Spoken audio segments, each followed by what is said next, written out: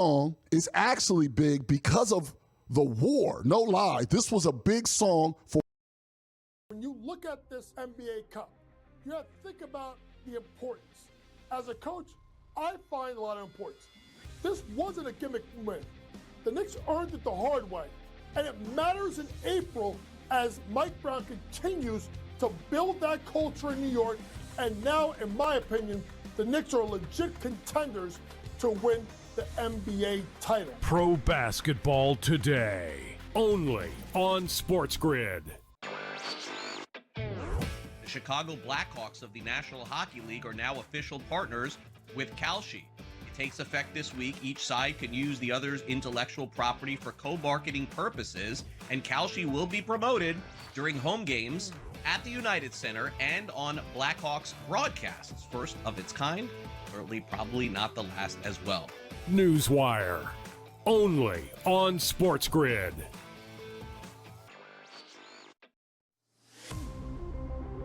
When it comes to NAL, money does buy you talent, but it doesn't buy you chemistry, leadership, and wins. Look at St. John's, Kentucky, how they're battling. You need the right mix of experience, youth, and new blood if you're going to really tackle the transfer portal market in NIL and win consistently. College basketball today, only on SportsGrid.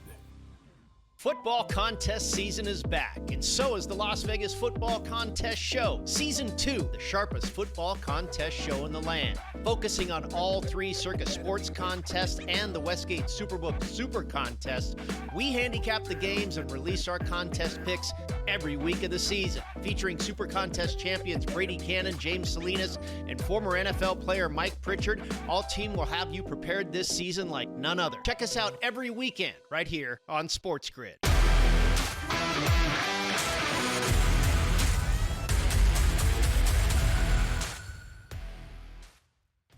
SportsGrid is live here with you on Christmas morning. It is a Merry Christmas to all of you. We appreciate you tuning in with us here on SportsGrid. It is pro football today. Kevin Walsh alongside Joe Lisi, looking sharp as ever, my man. A Merry Christmas. How we feeling? Yeah, 3 games today, right?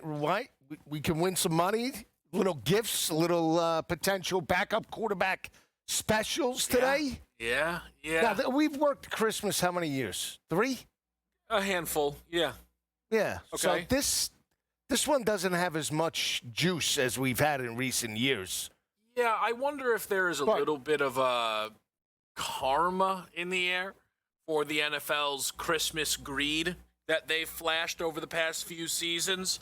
The setup is surreal, honestly. I almost feel bad for the National Football League.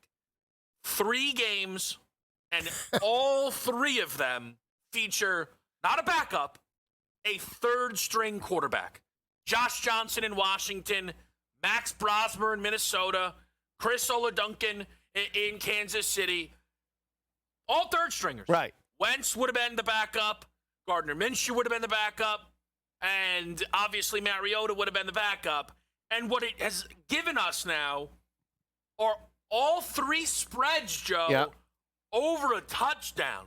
Talk of the town already. Well, Dallas, Detroit, Denver. Who blows that money line parlay up? I think it could be the Commanders. At least Josh Johnson's been a journeyman quarterback, and I also believe Minnesota. But could all 3 guys, Brosmer, Johnson, and Ola Duncan, throw for 275 each and 275 and 2 touchdowns? Why not? 275. All right, 250. Can we get 250? It's not like they're going up against great defenses. The only good defense is Denver. Well, yeah, all right. and that's the quarterback with the least expectation. But he's got Worthy, he's got Marquise Brown, he's got Kelsey. Come on, he's got a game under his belt. The thing is, and this is really why you're all in for such a treat, no one is better equipped to break down a 3-pack of third stringers than Joe Lisi. The whole show is essentially a Lisi sell me something. I mean, he would be It's like, hey, Joe, how do you feel about Dallas, Washington? Jaden Daniels said, I don't know. Mahomes is playing, I don't know. Chris Duncan? Oh! I mean, I know we missed the sweet spot of you backing your favorite quarterback, Gardner Minshew, in that football game. He let me down last week. He got injured. He tore his ACL. It's unacceptable. Okay? 15 yards. Listen, unacceptable. That Joe's performance. not letting up. Here's the other thing I think that adds to, Joe, the anticipated lack of drama. And I think anticipated point spread or elevated point spreads that we're seeing in these football games, all three of the big favorites are off a loss and to varying degrees of damage. Dallas lost to the Chargers, but their season ended on Saturday when the Philadelphia Eagles eliminated them by winning the division. As somebody who bet Dallas, maybe I didn't account for a letdown of knowing they were out of it. Maybe. I actually thought they would thrive in that situation, but Dallas is off of the loss.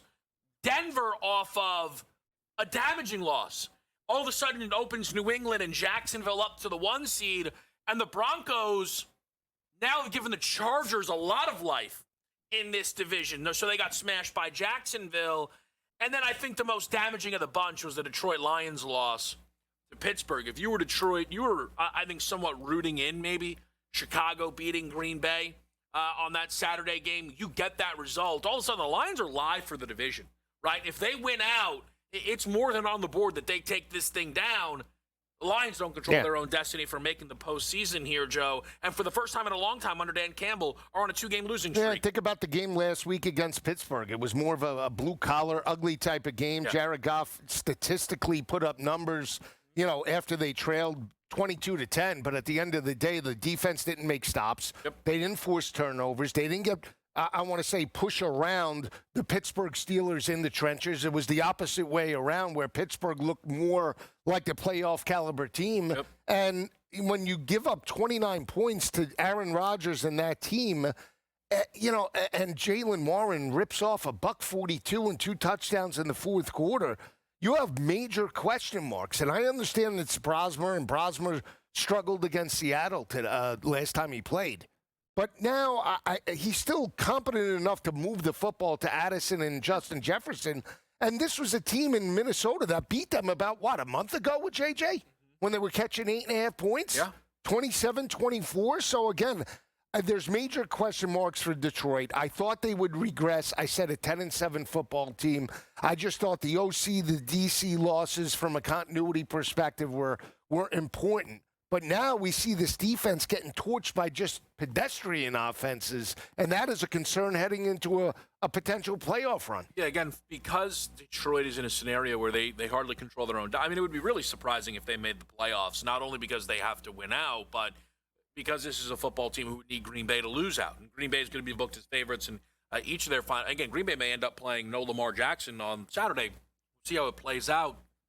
But you have, again, like all of these teams are in kind of, Joe, and that might be the interesting, somewhat of no man's land.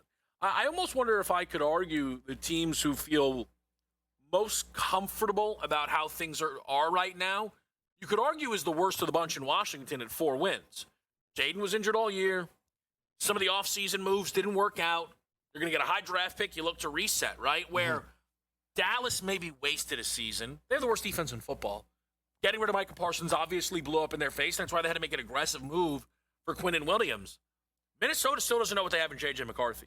Here's the thing about J.J. McCarthy. Even if you're a big believer in the guy and you think he can become a franchise quarterback, Joe, he's got injury problems. Yeah. I mean, first thing he did in the NFL was tear an ACL, right? He had injury issues going back to Michigan. Now he's having a hard time staying on the field. And I know they're all for varying reasons, but they're still popping up. Yeah. And it's early in his career. These are important reps for a guy who, by the way, was starting to build a little bit of momentum. It's a really tough spot for Minnesota. We don't know what that offseason is going to look like. No, and he put up dynamic numbers against Washington and other garbage defenses. The one solid performance was when they were 8.5-point dogs and they beat Detroit. That probably was his best body of work. And when you're looking as a marquee franchise guy for next year, there's still major question marks. I mean, there's one good day and then 2 bad days, and then 1 or 2 up days where he moves the football, but he doesn't have a consistent approach to get the football to Justin Jefferson. We see him getting more checkdowns and secondary options than his main target. Justin Jefferson hasn't caught a touchdown pass in, 5 weeks, 6 weeks? Nope.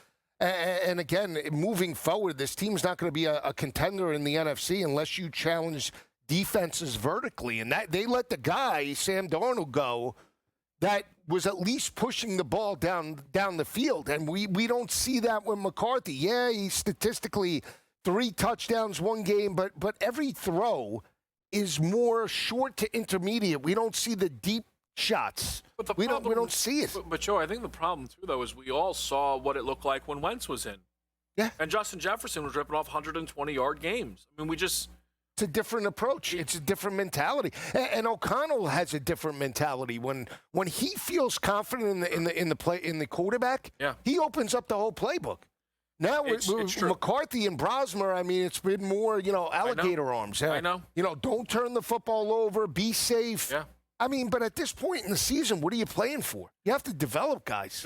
Oh, I hear you on that. And then we get to kind of, again, like I say, I feel bad for the NFL, right? Like, at the minimum, they thought, hey, we have Patrick Mahomes and the Kansas City Chiefs.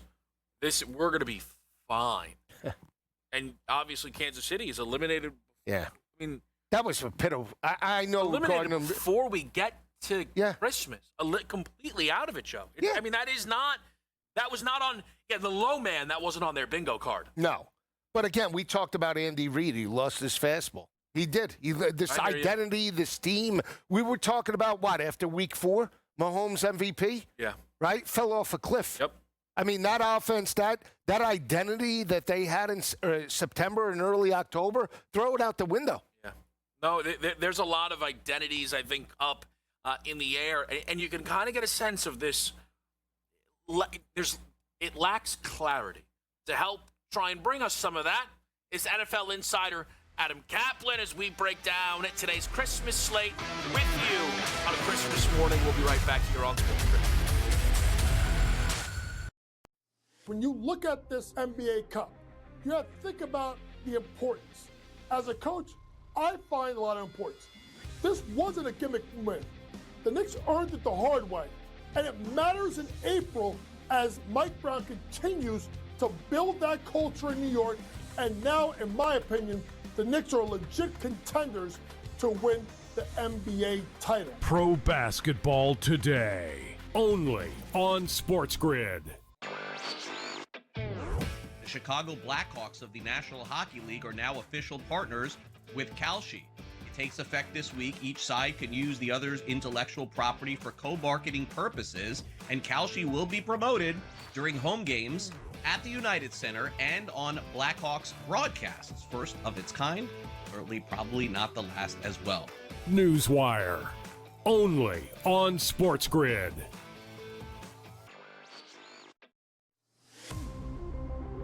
When it comes to NAL, money does buy you talent, but it doesn't buy you chemistry, leadership, and wins. Look at St. John's, Kentucky, how they're battling. You need the right mix of experience, youth, and new blood if you're going to really tackle the transfer portal market in NIL and win consistently.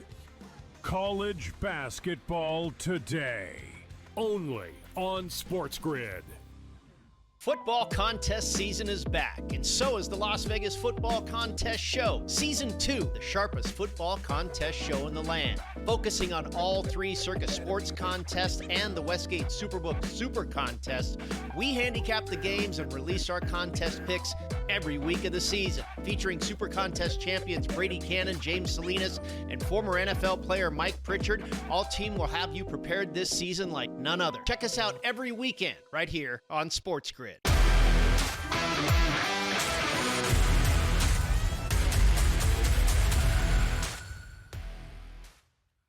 Back with you right here on SportsGrid. We are now joined by NFL insider Adam Kaplan. Cap, it is great to talk to you. It is not a great slate of football. I'm just going to call it what it is. I have no reason to pretend it's anything other than that. It can be interesting, I think, to talk about, though, on a major level. And because it is so jarring that you have 3 games and all 3 are featuring a third-string quarterback, Cap, we've heard people say, oh, in the future, they're flexing Christmas games. Can you offer any insight into that notion here as we settle in for Josh Johnson and Max Brosmer? Yeah, remember the Netflix plays into this. Obviously, whoever's broadcasting the game. So I remember sitting in the spring. The NFL always has a scheduling presser for national media, and I heard Mike North talk with his group about how they put these things together. They look at quarterback versus quarterback matchups. Well, and coaches versus coaches, and the history of the clubs and the following. Well, Kevin, if you really look at it, who wouldn't want, after what Jaden Daniels and the Commanders did last season, Dak Prescott and their situation, they're expecting to be a playoff team. Obviously, that hasn't happened. The Vikings with the quarterback problems. No one knew the drop off with the Lions would be this substantial. A lot of it due to injury. Broncos are still elite. Chiefs are not. Who could have believed that? And the thing with the Chiefs is it has nothing to do with the injury. Now it does where they're at, but not over the first 3 quarters of the season. They just have had a bad year with an aging roster, and a lot of draft picks have not developed, and some free agent moves that haven't worked out. But I could tell you the league was excited about these games. It hasn't worked out, but it's a fair discussion for the future because it never was a discussion this year. At what point do you start looking at, because the league, I could tell you, really wants competition. With competition has more eyeballs on games. They know that, and the partners want that. But you have to do this in advance. You've got to give at least 2 weeks. And it just unfortunately hasn't happened. But it's a fair discussion for the future, Kevin. It wasn't this year. There was in the discussion. But I think it's absolutely a fair discussion. And quite frankly, I thought the Monday night game might be flexed out and putting your Eagles game in there. But that didn't happen. Because remember, yes, we have the Rams in it, but we have the Falcons who are pretty much on life support to win the NFC South. Cap, I do want to ask, because you mentioned Josh Johnson. He's in the league since 2008, and we saw all 3 third stringers. Does the league have a sort of a development quarterback problem right now? And when you see Phillip Rivers coming, being scraped off the street, throwing for almost 300 yards, I mean, it's great that he did that, but, I mean, where's the young guys? No, in fact, if you go back from a number of years ago, the league, at least I know the UFL was hoping. Remember, Bill Polian, the Hall of Fame general manager, was overseeing operations for one of the satellite leagues, and their hope was to make it a farm system for the NFL, but it didn't work out. And unfortunately, Joe, since NFL Europe disbanded in the 90s, they've not had that developmental process. College football is so much different from the National Football League in terms of development and schemes, and remember, they're mostly spread offenses. That's why a lot of these quarterbacks, Joe, on your point, and I'll further it, they need further development, but they don't have that. And let's not forget, since the 2020 CBA, and really going back earlier than that, if you go a number of years, the practice time is just not there in the offseason, and that's another problem. So, yeah, Phillip Rivers has been this game that he just had last week against the Niners. I mean, he kept the team in it, but the Colts can't. The Colts defense is decimated at corner. That's why they're struggling right now. But you're right. You're on this, man. I mean, this is where we're at. And it's a good point, Joe, because the league has to look at this. What are we doing when Josh Johnson, who should be holding a clipboard, really being coaching?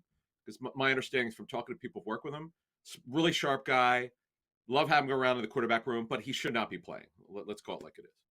Cap, I'm wondering, and maybe this is a better conversation or we can expand on it Sunday, but I'm also looking around the league right now, and I don't mean to be so down on it. Look, we're always excited for football to be on, and we'll watch it and we'll bet it, but yesterday when Brock Bowers was placed on IR, and obviously Kansas City is being very cautious with anybody who's banged up, right? McDuffie comes to mind, the offensive line. Maybe, listen, guys have torn ACLs, right? They weren't going to be able to trot these guys out there. But there has been some people who are looking around like, man, maybe 18 weeks was a little much because some of the Week 17 games are struggling to cross the finish line. I mean, Cap, I think the Week 18 slate, the good games will be great. But we are going to get some outrageous football Week 18 when we get there. Oh, I know. And by the way, there are going to be a bunch of teams resting players. You're going to see that next week, which is typical of the last week. And let's face it, when the league and the Players Association agreed on this on the latest CBA in 2020, they kind of knew. I mean, they kind of knew what was going to happen here. Eventually, there's going to be a problem when you're playing too many games and you're only having one bye week, not two. This is going to be a problem, and they're not thinking of. By the way, just to make it clear, they're not. There's been no talk of this of two byes. There will be if you go to an extra game. If you go to an 18-game season in 19 weeks, you're going to have two byes. You make a really good point, though.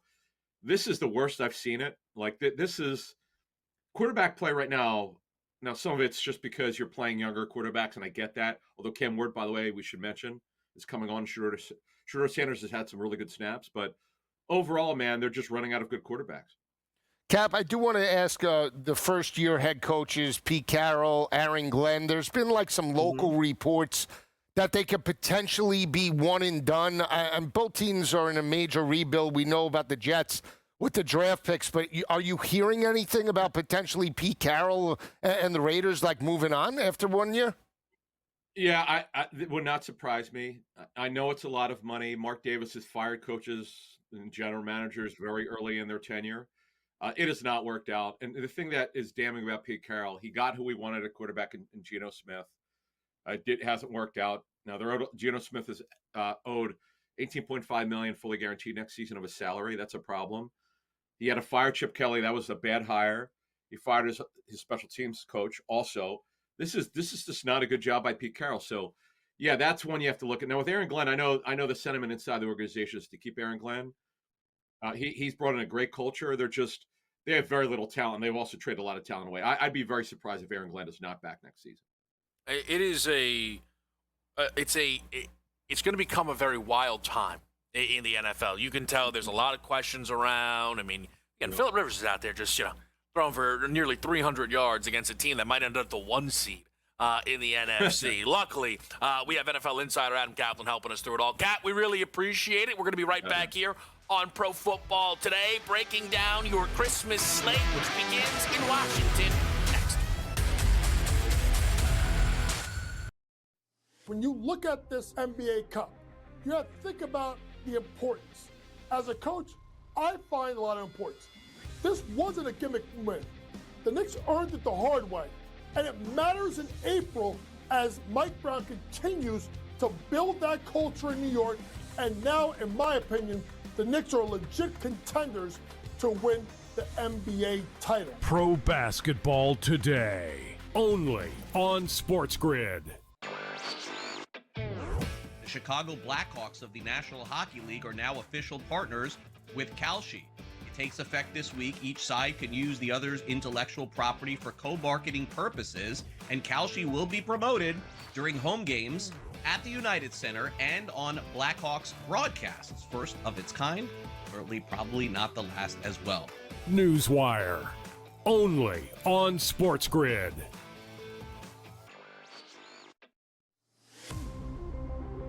When it comes to NAL, money does buy you talent, but it doesn't buy you chemistry, leadership, and wins. Look at St. John's, Kentucky, how they're battling. You need the right mix of experience, youth, and new blood if you're going to really tackle the transfer portal market in NIL and win consistently. College Basketball Today, only on SportsGrid. Football contest season is back, and so is the Las Vegas Football Contest Show. Season 2, the sharpest football contest show in the land. Focusing on all 3 Circus Sports contests and the Westgate Superbook Super Contest, we handicap the games and release our contest picks every week of the season. Featuring Super Contest champions Brady Cannon, James Salinas, and former NFL player Mike Pritchard, all team will have you prepared this season like none other. Check us out every weekend right here on SportsGrid.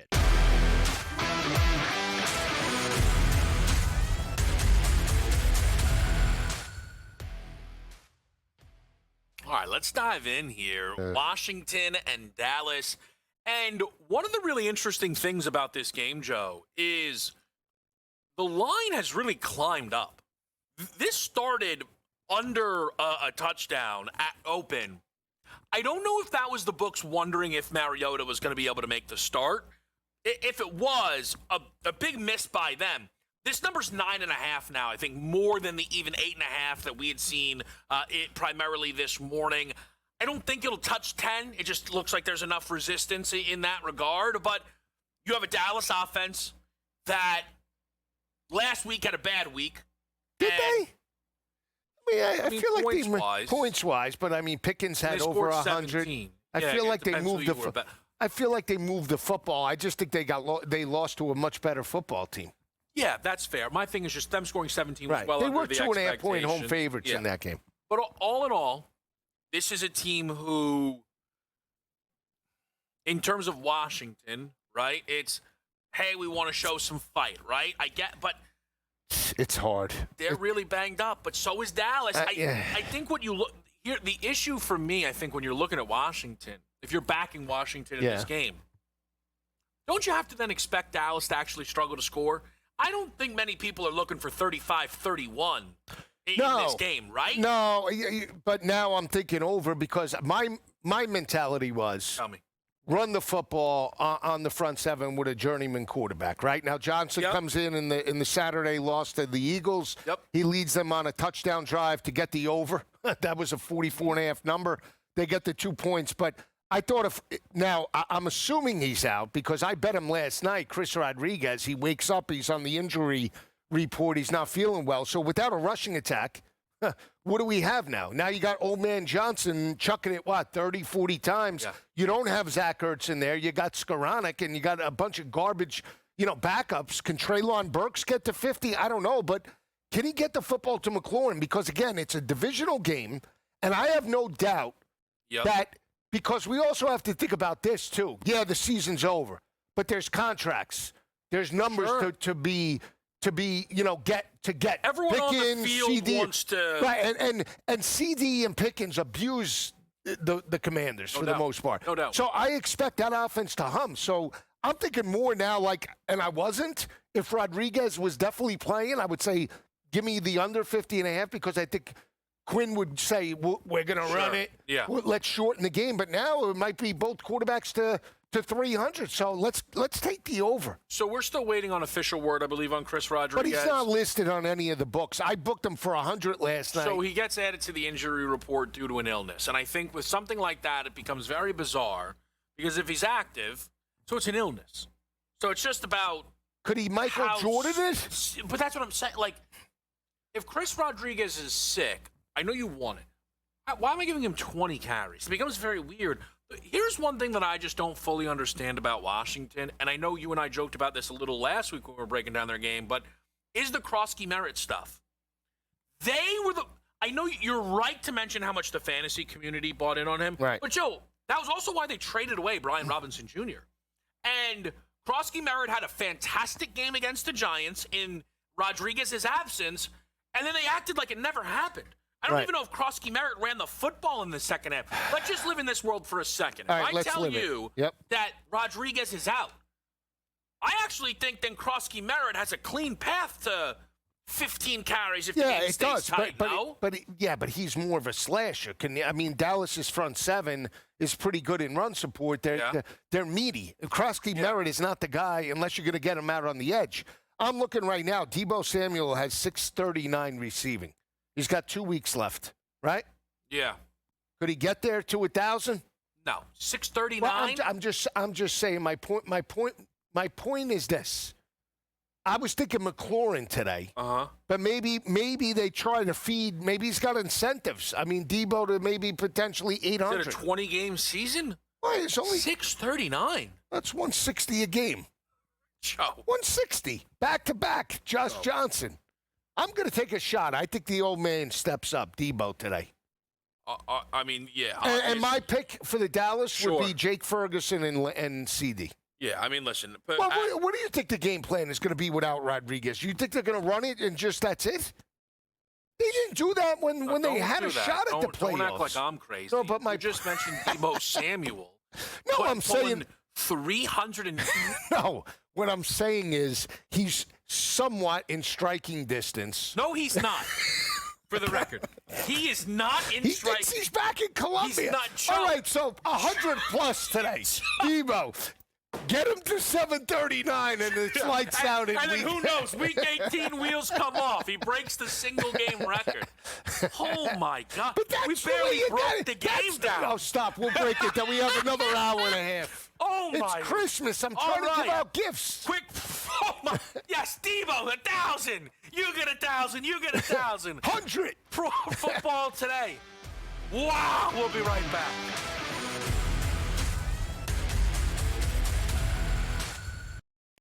When you look at this NBA Cup, you have to think about the importance. As a coach, I find a lot of importance. This wasn't a gimmick win. The Knicks earned it the hard way, and it matters in April as Mike Brown continues to build that culture in New York, and now, in my opinion, the Knicks are legit contenders to win the NBA title. Pro basketball today, only on SportsGrid. The Chicago Blackhawks of the National Hockey League are now official partners with Kalshi. It takes effect this week. Each side can use the other's intellectual property for co-marketing purposes, and Kalshi will be promoted during home games at the United Center and on Blackhawks broadcasts. First of its kind, certainly probably not the last as well. Newswire, only on SportsGrid.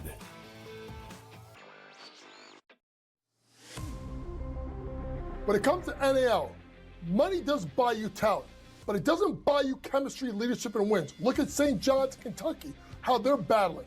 You need the right mix of experience, youth, and new blood if you're going to really tackle the transfer portal market in NIL and win consistently. College basketball today, only on SportsGrid.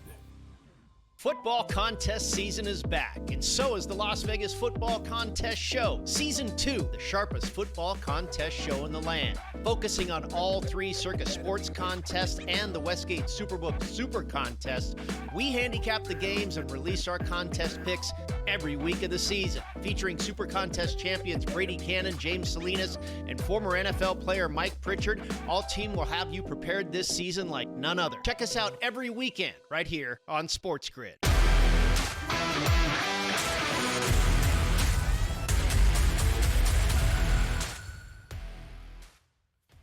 Pro football today, asking the tough questions. And Dak Prescott get to 6,000? Striking distance. I got you involved. That's just all right. Before we quickly get over back to the Minnesota game, okay? Just is there anything on the Dallas side that is catching your interest right now? CD Lamb and Jake Ferguson. I like them for yards, and I like them for anytime touchdown. Yep, fair enough. I'm bought in on the over now. I mean, again, it was a dead under to me. Yep. Just because, again, I thought they would take, with the old quarterback, but now with no weapons. I mean, it's just they got to throw it. Dallas is going to push tempo. Yep. There's no reason not to. Yep. And again, if there's incentives and contracts, I don't know exactly what they are. We have to look them up. But still, I mean, George Pickens has 1342. I'm sure 1,500 is a key one. But again, I still like to go to CD secondary options in that type of situation. I think Dak is going to put it up 40, 45 times. And he's had great success over Washington throughout his career. So I'm interested in Dak Prescott. One bet that and we'll do some of these, with our prop presence this morning. I do think Dak leads this slate in passing yards. I know that is chalky. He's the favorite to do so. To me, that should end up just a two-man race between he and Goff. And I think Dak can get to 300 today, undoubtedly. Speaking of Jared Goff, though, what does he have today in store for the Minnesota Vikings? This is a really low total. As Max Brosmer, I actually think is one of the trickier quarterbacks in football, Joe. His one start came against the Seattle Seahawks on the road up in Seattle. Obviously a very, very good defense, and Brosmer was abysmal. He finished with a whopping 5 QBR. They didn't score. His pick six that he threw was indefensible and really set them back a while. And then he comes in for, second half duty, if you will, against the Giants. I mean, they run the heck out of the ball, and the second half was fake, by the way. They had 2 drives, got the football back, and were able to pick up 1 first down and knee it out, okay? Like, that was 2 drives. The second half didn't even really happen in that football game. I would like to think that Brosmer can be better than what we've seen. How much better, though, I'm not so sure. What do you expect from Brosmer here in this game? I think he can put up 200, 225 today. I do. I feel like they can throw the football on Detroit. If Aaron Rodgers had success, and we've seen, obviously, L.A. rip them, and I understand personnel is a little bit different. Quarterback, obviously, didn't win a Super Bowl like Stafford, but still, you have Justin Jefferson. You have Jordan Addison. I think that they take a more aggressive approach. And again, I like them with the points. I think this is the one dog that potentially can match up, and at least I think Detroit has a psychological problem right now. I think, again, they're no longer, we could go out there, beat anybody. They got pushed around in back-to-back weeks, and I think that Pittsburgh loss was telling everybody, 6.5 to 7.5. No way Detroit's going to lose. Right? You know, that's how I thought. I know. No. I know. They need the game. They need the game. Pittsburgh could afford the loss, and the game was over. They just got smashed. It's like they came out complacent. And again, we've seen that. They put up points after the game was already decided. They were down basically 29 to 10, and they put up, 2 touchdowns. And yes, they were within striking distance. I get that. But the way that defense got abused, again, I believe, and I've seen Brosmer, and I know you have as well. He's not Tom Brady, but he's a big guy. He played in a more run-heavy offense with the Golden Gophers and P.J. Fleck, but he does have a big arm. Out of all these guys, I do believe Brosmer has what it takes, and he's in a dome, right? So, I mean, here's the thing. He was terrible in that game against Seattle, but Seattle also one of the best defenses in the NFL. Yeah. Do we really believe that Detroit is going to get enough pressure on Brosmer to all of a sudden, where he's not going to be able to deliver the football? Do we need a medic here? Are we good? Oh, my gosh. Thanks. That's how you cover for me? As I get a sip of water? Unbelievable, this guy. So, I never You don't know have any confidence in him? I thought you would. This is really simple. Go ahead. I want nothing to do with it. Oh, come on. No, because I do think at the minimum in the regular season, Kevin O'Connell could usually get a good amount out of a quarterback. I think that Minnesota would love to play spoiler.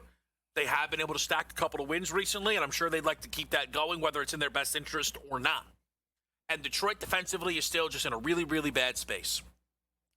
But offensively, I don't see anything other than a massive day from the Detroit Lions offense. Since Dan Campbell took over, they're a top 5 scoring offense. Mm-hmm. And they have not been held under 30 in consecutive games. Last week, they were held under 30 in a game that potentially ends their season, and they will think, whether true or not, they got jobbed. They think they got jobbed, right? Because they called it a touchdown with the OPI, and the whole thing was a mess at the end of that football game against Pittsburgh. And they've now just lost 2 in a row for the first time in a long time. And one of the big things that's hurt them this season is the fact that they lost to Minnesota at home earlier on. I understand it can be easier said than, this team's going to score 30, 30. But this is just, to me, a spot where Dan Campbell and the Lions offense are going to be supremely locked in. And I think one of the things that helps, and I'm pretty sure you agree with this, at minimum on the Detroit side, Jahmyr Gibbs should deliver a Jahmyr Gibbs day. He should. All the yards, all the touchdowns, all the time. Whatever you want. Think about that last year in Minnesota. I think he had 125 total yards of offense. He caught it. He had multiple touchdowns. And this rushing attack in back-to-back weeks has been non-existent. I mean, against Pittsburgh and against L.A., they couldn't run anything. They haven't gotten any yards. So, again, what makes Detroit lethal is when they're pounding the rock with Gibbs and Montgomery, and he can work off of play action, Jared Goff, and hit Jamison Williams in stride with St. Brown. When they're in predictable third downs, 3rd and 10, 3rd and 12, Jared Goff is mortal. And that's the bottom line. And, again, that's what we've seen now in the second half against the Rams, and then last week with Pittsburgh. They played a playoff caliber type of defense. Now, we know Brian Flores, it's not going to stop him from blitzing, right? I mean, he thinks he can get to Jared Goff 46 times tonight. Yeah. So that can potentially open up chunk plays, but I still think Dan Campbell, if this team is built for a playoff run, you have to run the football, and you have to run it on the road. They didn't do that against L.A. I think, to your point, I took 90 yards for Jahmyr Gibbs is plus 168. We haven't gotten that all year. Yeah, I'm on him to score 2. I'm going to look to play the rush receiving a little bit just because Now, here's the thing. Not a bad look. Look, I played it last week, though, and I didn't have a chance. He had 5 rushing yards. So Yeah, the but rushing again, element, game flow took him out. Yeah, the rushing element, though, it makes a lot of sense. I think the touchdowns for Detroit can kind of really come on the ground in this game, just when you look at where Minnesota's allowance is. Can I ask you this question, though, on Minnesota? Because we've had these moments. I think Baltimore might be a prime example, and you've been on this about Baltimore all year. I think you've really proven correct, right? I know the Ravens are a dog shot to get there, but the question has always been, if they get there, how dangerous are they, right? Right. And you've been like, not dangerous. Look at them. And in a way, it's a self-fulfilling. The reason they're not dangerous in the playoffs is because they're not getting there. If that makes all of those issues are one and the same. Detroit, I was like, man, I don't love this Lions team, but if they get there, like, I don't know who wants to play them. But Joe, the more I watch them, if by chance Green Bay falls apart, maybe Jordan Love can't make the starting gate, whatever it is, they're not scary. They have too many issues, this Lions team, with an unhealthy defense, and it's just an unreliable offense. And think about the Ram game. They played an almost perfect first half and still lost by 7. Yeah. I mean, they were up by 10 points in the first half, and that offense, with halftime adjustments, could not close the door, and they were down by double digits at one point. And that was indoors. Yeah. So to your point, if they have to go to Philly, they have to go to Chicago, they have to go to another cold weather environment. Are you confident that Jared Goff is going to come out with a victory? No, not at all.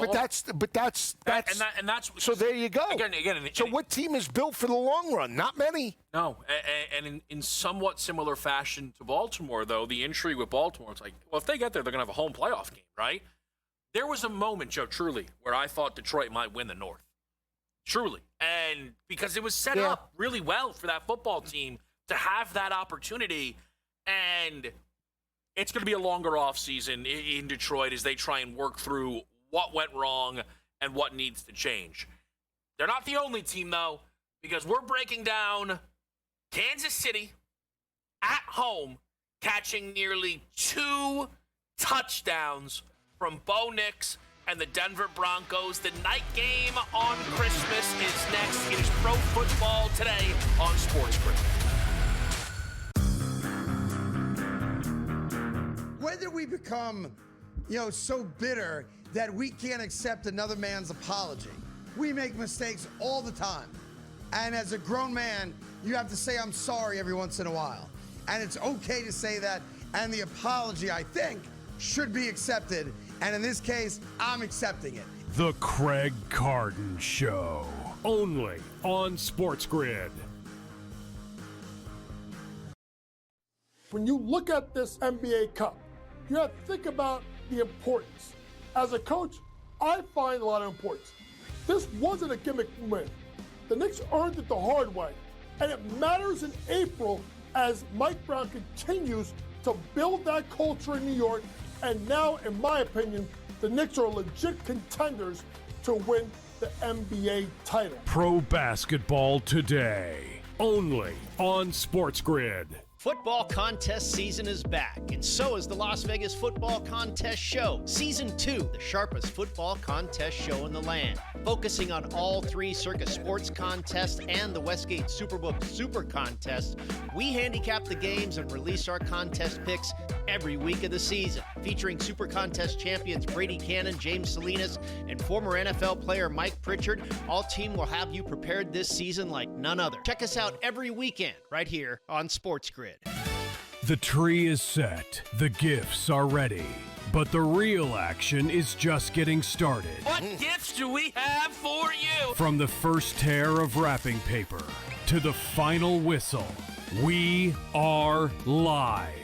Join SportsGrid all Christmas Day for the ultimate coverage. Don't just celebrate. Somebody pitch me. Is this real? Win. Merry Christmas from SportsGrid.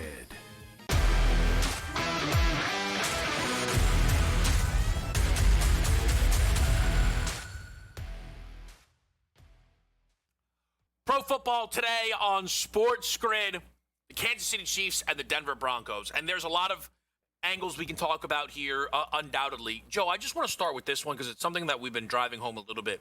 But for Denver, I cannot get over the situation that they find themselves in after losing to Jacksonville.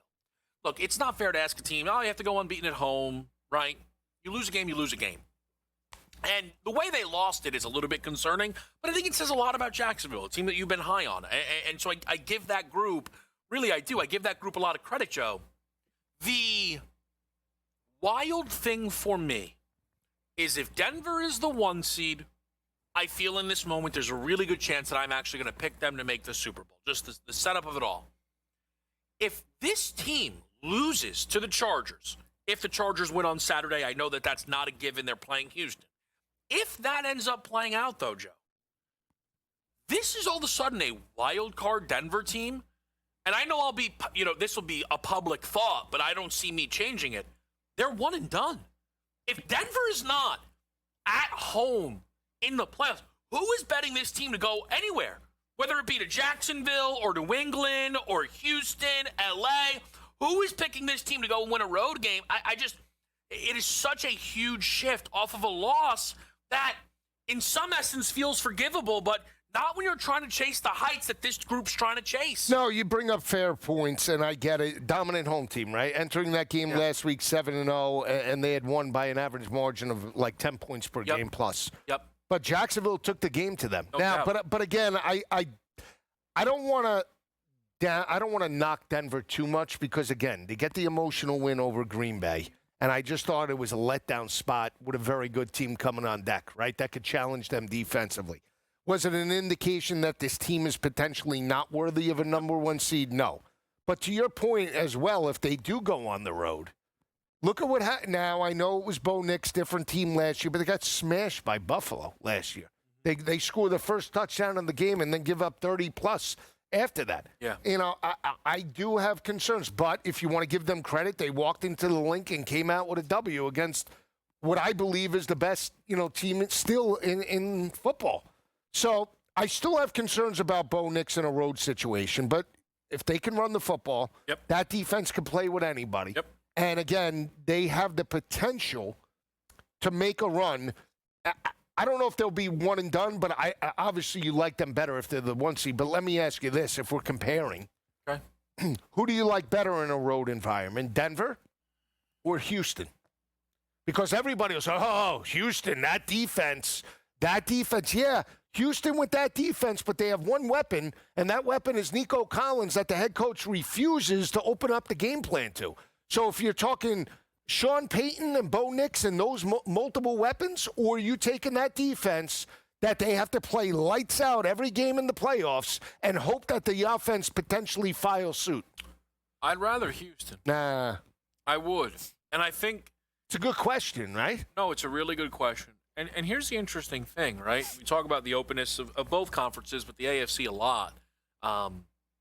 And you would think it's just like, hey, well, who's ever got home field advantage? And then we're staring at this Buffalo group who's going to be the popular pick. And it's almost a guarantee this team's going to be on the road, through, at least as the 5 seed.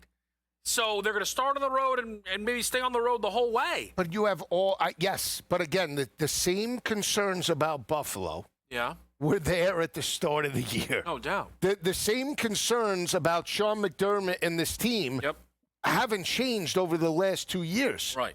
What's been the concern? If they go to Baltimore, they can win, right? But if they go to Kansas City, they're out. Yep. No matter what. Doesn't matter how good, bad, ugly.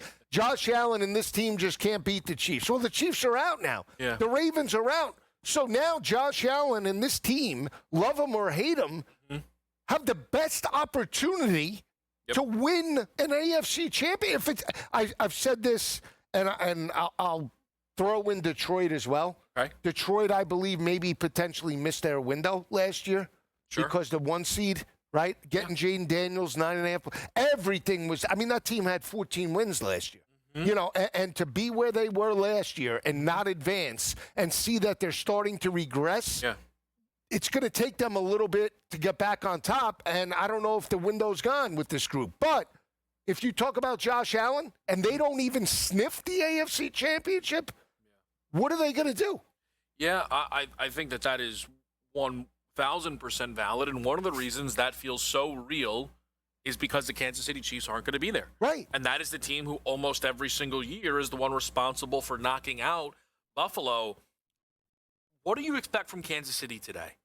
You and I both thought that they would actually go into Tennessee and handle business. I know Gardner didn't look great. I think that could have looked different if Gardner was able to stay in the football game. But it's not Gardner today. I expect a much better effort today Okay. because I think it was like the reality, we're out of the playoffs for the first time since, and they came out flat, and once Minshew went down, they checked out. Yeah. I think now on Christmas Day, where they know they could maybe get a little more pride back, where all eyes watching, I don't know if they win, obviously, but I think you'll get a much better, more consistent effort, offensively and defensively. I would hope with Ola Duncan that, look, there's no reason to run the football. You got Xavier Worthy, you got Marquise Brown. Grip it and rip it, baby. I mean, what are we doing? Like again, I don't understand what we're doing. You're on a third-string quarterback. You're out of the playoffs.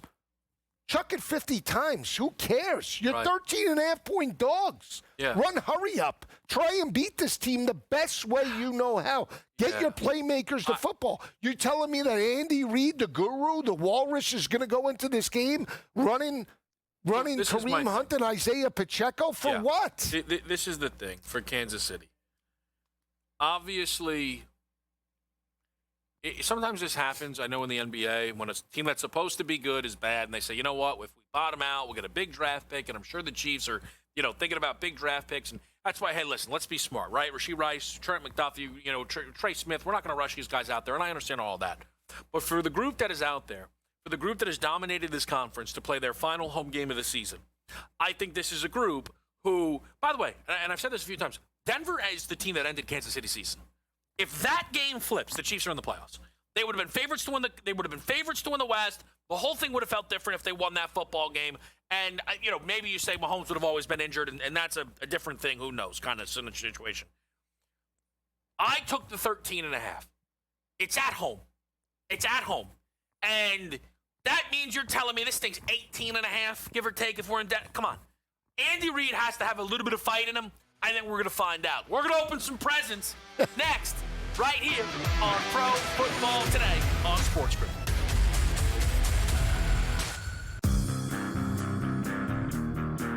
When did we become, so bitter that we can't accept another man's apology? We make mistakes all the time. And as a grown man, you have to say, I'm sorry every once in a while. And it's okay to say that. And the apology, I think, should be accepted. And in this case, I'm accepting it. The Craig Carden Show. Only on SportsGrid. When you look at this NBA Cup, you have to think about the importance. As a coach, I find a lot of importance. This wasn't a gimmick win.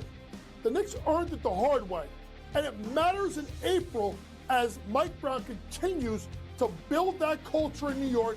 And now, in my opinion, the Knicks are legit contenders to win the NBA title. Pro basketball today. Only on SportsGrid. Football contest season is back, and so is the Las Vegas Football Contest Show. Season 2, the sharpest football contest show in the land. Focusing on all 3 Circus Sports contests and the Westgate Superbook Super Contest, we handicap the games and release our contest picks every week of the season. Featuring Super Contest champions Brady Cannon, James Salinas, and former NFL player Mike Pritchard, all team will have you prepared this season like none other. Check us out every weekend right here on SportsGrid.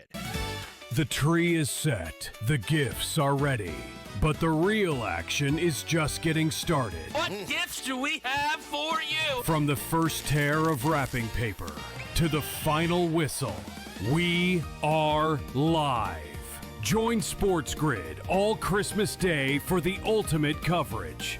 Don't just celebrate. Somebody pinch me. Is this real? Win. Merry Christmas from SportsGrid.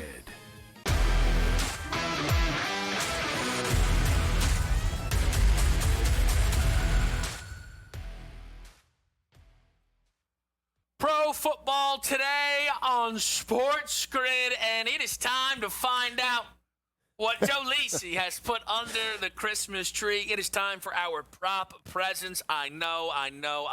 People are saying, hey, any NBA picks underneath that Christmas tree? Under. Knicks, Cavs. There he goes. I did take Donovan Mitchell and Jalen Brunson to combine for over 12 and a half assists. All right, now let me not get in too much trouble. Don't. We decided it's Christmas. You know, I think Joe and I would be described as giving folk. 5 prop presents for the people here, Lisi. Why don't you run through a few of them here right now? I got the good, the bad, and the ugly. So let's start with the good. You know how I feel about Jahmyr Gibbs and this offense.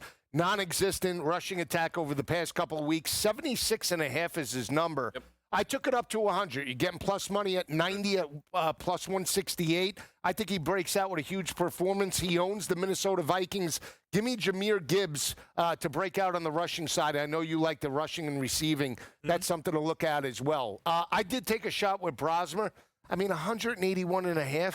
181.5 for this kid. He can't throw for 200. He's got Justin Jefferson. If I'm O'Connell, I'm telling the guy, brother, just throw the 50. I don't care if he's covered.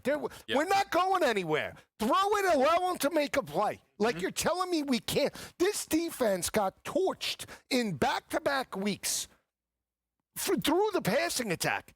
Aaron Rodgers and Matt Stafford. Yep. And, okay, Brosmer's nowhere near them, but he still has Addison. He still has Naylor. He still has Justin. 185 is way too much. And then I'll give another third one, and then we'll talk. Okay. Took the late game. How about this Marvin Mims light at 18.5? 18.5 for Marvin Mims. What do you think about that? He's always there on the little slip screens, and I know Evan Ingram's been cutting into his usage a little bit. Sure. But I just feel like in this game, Marvin Mims could be live. So listen, there's a couple of interesting things there. Go ahead. What do you like? What don't you? I like Xavier Worthy. He's not. Wow, I didn't get into that. Yeah. But I don't want to. I know I don't. Well, that's the one that's been staring at me. The 30.5. So here's the deal. I mean, what are we doing here? You know, I like to clear the runway when I can. Worthy was going to be one of my 5, but I left it for you. You know, you said that about Devontae Smith last week, and he scored. I know. But he didn't get to. He didn't get through numbers though. That was a weird one. Yeah, he got 42 or something. It's weird. He owns the Commanders too. Just kept running the football. Well, here's the thing though. I hate to say this, but I'm taking ownership here. I feel like when you have something in your crunch that I was gonna lock in on, I usually then it doesn't really work out. I feel. Really? I feel like I have to just leave you to it. And so then Worthy could have a big day. Yeah, I think I might have to stay away from All right, Worthy. so then stay away. But that's the one. Well, is the simple process for you just the lightness of the number? Yeah, I mean, come on. Him and Marquise Brown are they're not going to throw it all. He throws 11 of 16 last week for $111, 4.2 yards per pass attempt. You're telling me Andy Reid? I mean, this guy can't dial it. The guy's lost his fastball. I'll say it. Have a cheeseburger. Fire Nagy. Fire Andy Reid. Put me as the OC. We'll throw it 55 times in this game. And I know I have to get through mine, but I don't want us to get too lost in this. The Chiefs' touchdown numbers today are insane. Where are these 3-something? Or 630. 650. That's right, yeah. Kareem Hunt and Pacheco were sitting so they're not going to score. 5-1. I don't know. This is 38-0 like it was last year when they smashed them. Let's find out. Here's what I have for you, all right? I got 2 straight receiving yardage props. Give it to me. CeeDee Lamb over the 79.5. Justin Jefferson over the 60.5. Really thought a lot lot those two, huh? Easy. It's like somebody else I know. Banana in the tailpipe. Here, I know. But I hated that. But Jefferson is actually chasing 1,000. He's less than 100 away. And Brosmer was able to actually hook up with him last week for a 20-yard catch. No T.J. Hawkinson. The targets should be high. I think we can see Justin Jefferson gets there against this Detroit secondary. Lamb, anytime they're going to book Pickens like the wide receiver 1, I'm going to be interested in Lamb. Lamb, by the way, has a game that's lowered his averages because he got hurt before catching a football against Chicago. He averages over 90 yards a game. So that's simple. Then we start to get to some plus money. I've mentioned Dak to lead the day in passing. Again, I know it's chalky. I think it's a two-man race between him and Goff. I took Gibbs for 2+ touchdowns, plus 310. I think it's just a great number. I love Gibbs to score today. You guys know I like the Lions team total. Here's the one, 17-1. Each team for a rushing touchdown. Yeah. I like these teams on the ground today. You like Kansas City? Well, I think I get to the late game at the minimum. But if Kansas City scores, isn't it more going to be ground-based? Is it? You got Ola Duncan throwing for 303. I think let the kid cook. No, you can't just say that, though. Where's he from? North Dakota State or South Dakota No. Where's State? his hometown? Not Kansas City. You never know. Let's see. Ola Duncan. We are going to take an overview of the league, the outright market after the break, right here on Pro Football. When did we become, so bitter that we can't accept another man's apology? We make mistakes all the time. And as a grown man, you have to say, I'm sorry every once in a while. And it's okay to say that. And the apology, I think, should be accepted. And in this case, I'm accepting it. The Craig Carton Show. Only on SportsGrid. When you look at this NBA Cup, you have to think about the importance. As a coach, I find a lot of importance. This wasn't a gimmick win. The Knicks earned it the hard way. And it matters in April as Mike Brown continues to build that culture in New York.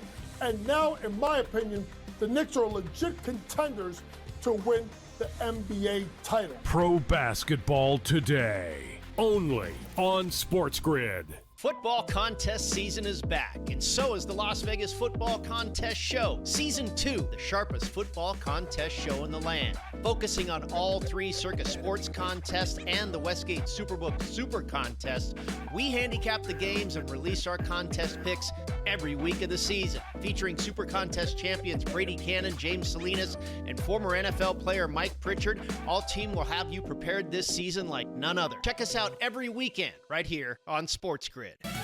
The tree is set. The gifts are ready. But the real action is just getting started. What gifts do we have for you? From the first tear of wrapping paper to the final whistle, we are live. Join SportsGrid all Christmas Day for the ultimate coverage. Don't just celebrate. Somebody pitch me. Is this real? Win. Merry Christmas from SportsGrid.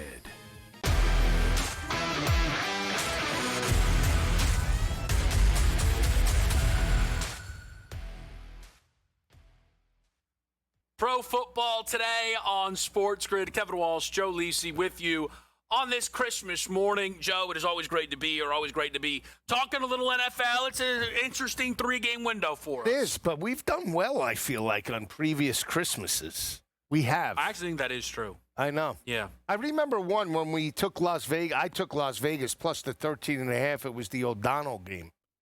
O'Connell, excuse me. me. I'll give you a good story about that. I'll give you a good quick That was story. where they won it outright. Yeah, I know. I took Aiden O'Connell over completions or attempts, one of the two. He was more than halfway home after the opening drive of the game. The problem is, as Joe said, the Raiders won that football game. They stopped letting O'Connell throw because that was never in the game plan. I was expecting O'Connell to throw and throw and throw. So he ends up not getting there. And I walk in back to the home in Queens, and the first thing my mother said to me on that Christmas Day, what was that best bet?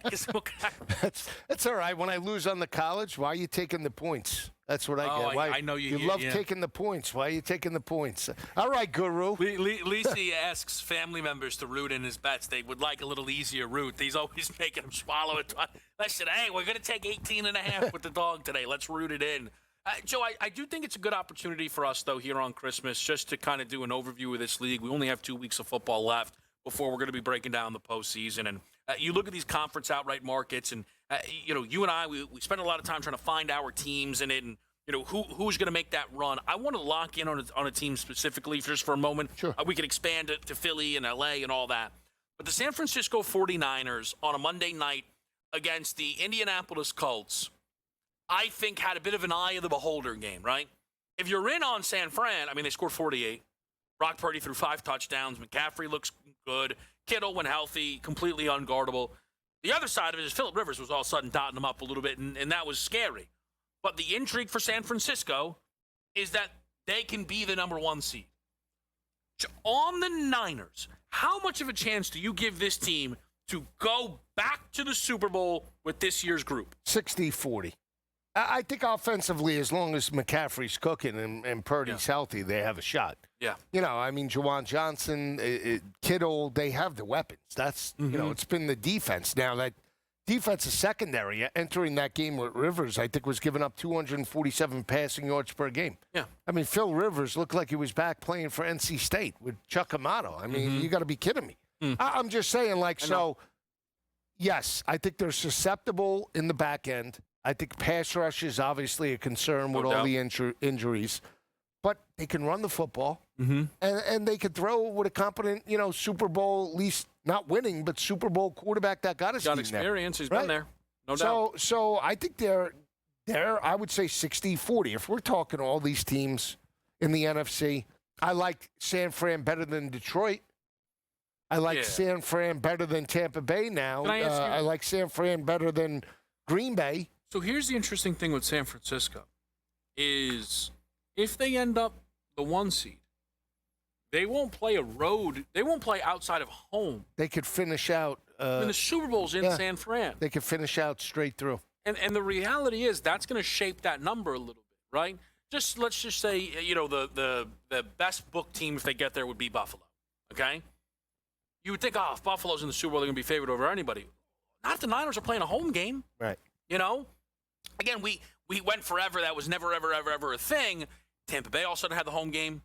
They win. Rams all of a sudden have the home game. They win. We've seen it result in victories. Absolutely. Regardless of how much of an advantage it is. It just makes this Niners group so interesting. But like I said, it's in the eye of the beholder game. And as much as I have my preseason Niners futures, the fact that they could be the 1 seed is awesome. But I saw Rivers move the football against them. And I think Robert Saleh's done we say Robert Saleh's done an incredible job, not because they're the best defense in football, because they've lost Warner, Bosa, Mikael Williams, on and on and on. It just goes the list of guys that they've lost defensively. I look at San Francisco, and the more I look at them, Joe, they are one of these they can beat anyone teams, but up against the Rams, the Eagles, depending on how you try, if they face a really good offense, I think it could look like what we saw versus the Colts, where it's 1st to 35 type of situation. Yeah, absolutely. Do they match up with the Eagles offensively? Yes, they do. Yeah. But defensively, I don't think they do in any capacity. So who do they match up well against? I think L.A., even though L.A. got them last time, we saw Mac Jones go into L.A.'s building with that group and light them up. Yeah. So you can't tell me that it's not possible. Right. I mean, Seattle, I feel like they match up with them. I feel like all these teams have major concerns. Right. There's not one complete team, but it's okay. Which team has the less problems or less issues that you're willing to bet right here in Week 17 for the big picture? So I would say off that group, maybe I would say 3. Okay. I would say it would be Eagles because, again, I still buy into them. You want to throw in the Rams, I'll give it the Rams. Yep. And I would say San Fran. I'm not buying into Detroit. I'm not buying into Green Bay now with the Micah injury and the lack of continuity at the wide receiver position. Jordan Love has been banged up. I don't know what I'm getting out of that group. Yeah. Chicago still. I think Chicago is the X factor for me where I want to see it. I'm going to be betting against them until they prove me wrong. They might kick me in the teeth, but with Ben Johnson, I just don't think they're getting there in year 1 with him. And we've said this a lot. We're going to talk about the AFC in a second here, about the ability to look at these teams. It's not you, it's not you, it's not you. And one team that I've said that a lot about, Joe, I've not been as in on the Eagles as you have. Yeah. I just think it is very, very difficult to repeat. As important as it is to be able to win at home, which they've been able to do, the likelihood is they will be playing a road playoff game this year, and they've not won a road playoff game with this group yet. They haven't played many. I think they've only played 2, and I think they've actually both been in Tampa Bay. But the more I look around the conference, you're looking for a level of certainty, and all of a sudden you say, well, this is championship pedigree. This is a defense that's absolutely playing lights out. And the offense is starting to find a rhythm here. And it makes Philadelphia, I think, a very dangerous team within the AFC. And I think the interest for Philly, because there is a world the Eagles could get up to the 2 seed. And all of a sudden now, if the 1 seed is San Fran or Seattle, I don't think it's going to be the Rams. I just don't think so. The Eagles, all of a sudden, then this has happened before. It happened last year. Yeah. They might be the 2 seed, but still never play a road game. And I think that's, again, it's a complete outlook changer if they can avoid having to go on the road in the playoffs. Yeah, I agree with that. And I think that, what is it? We talk about the NBA, we talk about the NHL regular season so long that once the playoffs hit, it's a different animal. It's a different intensity. Yeah. I'm not suggesting that the Eagles are walking through the motions, but I think they're playing like they had that lull where they lost games, the A.J. Brown situation, and then when they had to win the division, they won it, right? And I know it was against garbage competition, but they turned on that switch. All of a sudden, we hear nothing now, right? We're in the back end of the season. We don't hear any A.J. Brown. We don't hear any, Jalen Hurts talk. We just hear a team that's smashing teams right now, and they're on a 3-game heater. So for me, once they get their first-round game, whether it be a wild card, a second-round game, second overall seed, they're going to be focused. They're going to be dialed in. And, again, I've heard people say, I take Josh Allen over Jalen Hurts in a playoff spot. Not sure about that. The other element, though, of this conference is because I don't think the Rams are going to be the 1 seed, and the books have, by the way, made that shift. The Rams are now about 6-1 to be the number 1 seed. Is what is the LA Rams price to win a conference, to win a Super Bowl from a wild card slot? Because my biggest beef with the Rams has been their price for a long time. But if we start to get 4-1 for a conference, 8-1 for a Super Bowl, not bad. Things start to feel a little bit different than all of a sudden on the Los Angeles Rams. And if they go to the NFC South, right? I think things can start to break their way a little bit in Los Angeles, where all of a sudden I think maybe you and I start to feel like there's some value. Let's take a look through the AFC. Denver's at the top, Buffalo not far behind. It's here on Pro Football Today. When you look at this NBA Cup, you have to think about the importance. As a coach, I find a lot of importance. This wasn't a gimmick win. The Knicks earned it the hard way, and it matters in April as Mike Brown continues to build that culture in New York. And now, in my opinion, the Knicks are legit contenders to win the NBA title. Pro Basketball Today, only on SportsGrid. The Chicago Blackhawks of the National Hockey League are now official partners with Kalshi. It takes effect this week. Each side can use the other's intellectual property for co-marketing purposes, and Kalshi will be promoted during home games at the United Center and on Blackhawks broadcasts. First of its kind, certainly probably not the last as well. Newswire, only on SportsGrid.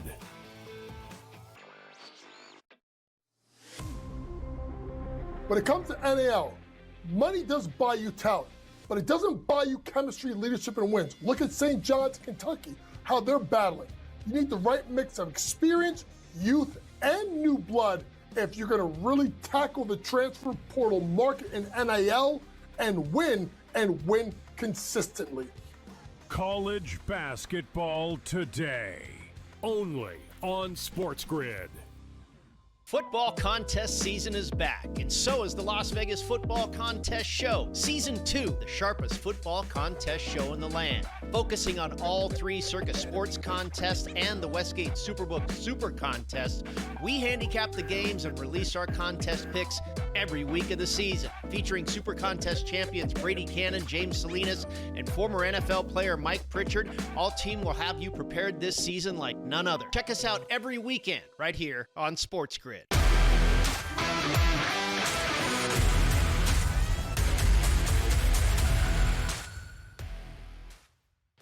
All right, back on Pro Football Today. Joe Lisi, Kevin Walsh breaking down all the 3 games today. We left off talking about the NFC conference odds. Do you buy into L.A.? Do you buy into the Philadelphia Eagles? Or are you buying into the San Francisco 49ers? We'll turn our attention to the AFC. Is it Buffalo or is it everybody else? Let's take a look at the updated odds for the AFC. When you look at the Bills, if it's going to be this year, Josh Allen and the crew, they have no Kansas City Chiefs in their way. I would think, Kev, when you look at Denver and you look at Jacksonville and you look at, obviously, the Patriots, for me, if you're not going to bet Buffalo, I still would go, what is that? I'm looking at the price right now. Their 4th best price, Jacksonville. Yeah. I think I would go all in. That win last week, to me, was eye-catching. To go into a cold weather environment, to win by double digits, and it wasn't just offensively. It was defensively. I don't know. Trevor Lawrence, to me, and I didn't love him at the start of the year, but he's playing that championship caliber when he was in Clemson. I would probably take a shot. I like Cohen. So I like Cohen. I do. disagree. Can I ask you a quick question on Jacksonville? Yeah. How confident are you that they win their final 2 games? At Indianapolis, home against Tennessee. What do you mean? 98%. No, I'm being serious. Right. No, I'm being dead serious. Yeah, 98%. Because I think they smash Indy. Yeah. I just look. Where's the mindset now? Phillip Rivers wasn't the answer. The defense is giving up 35 points per game now. I mean, how are they going to win games? So for me, there's no reason they should lose. But teams trip up. Again, the Texans found themselves a little bit on upset alert against Vegas, right? Yeah.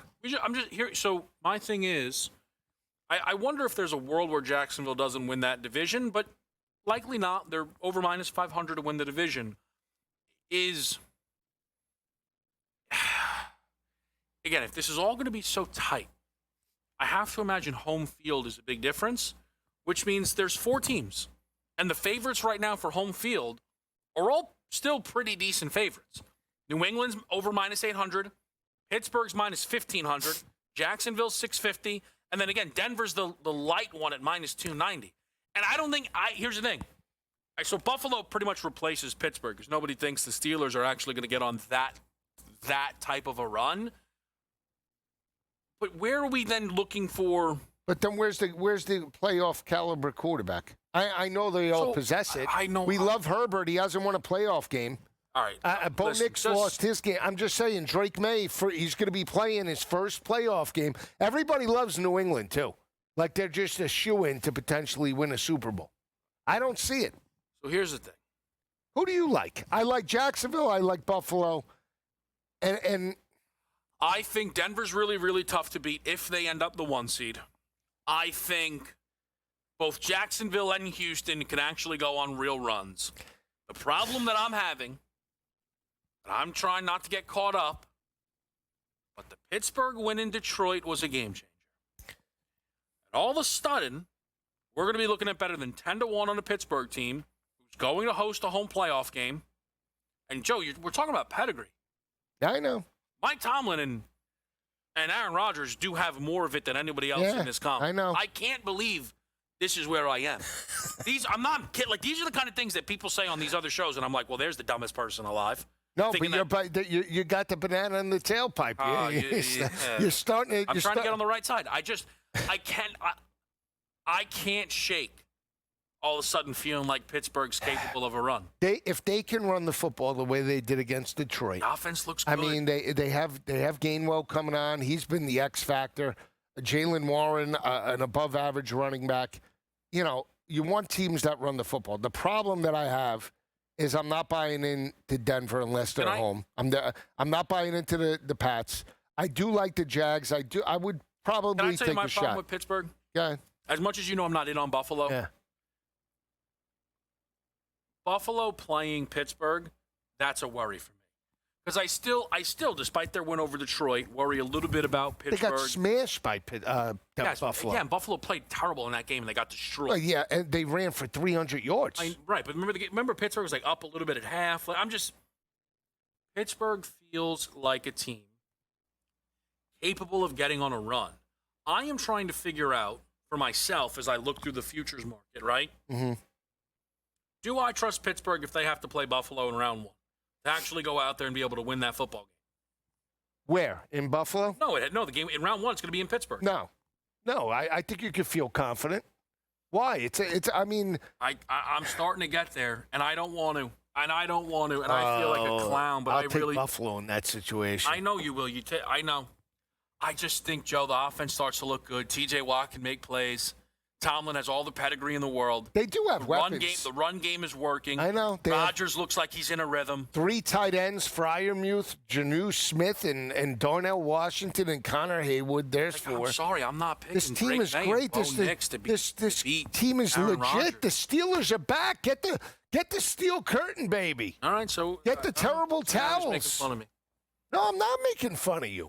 I think they can do it. I'm starting to believe. What's wrong with me? I don't know. I can't shake it. Can we get better than 14-1? Oh, anybody he's out buying there? into the Steelers. Don't say it out loud. He's People might buying hear into you. the Steelers. No, maybe. He is. 14-1's a good number. You'd rather On the Chargers? Christmas Day, you bought all in.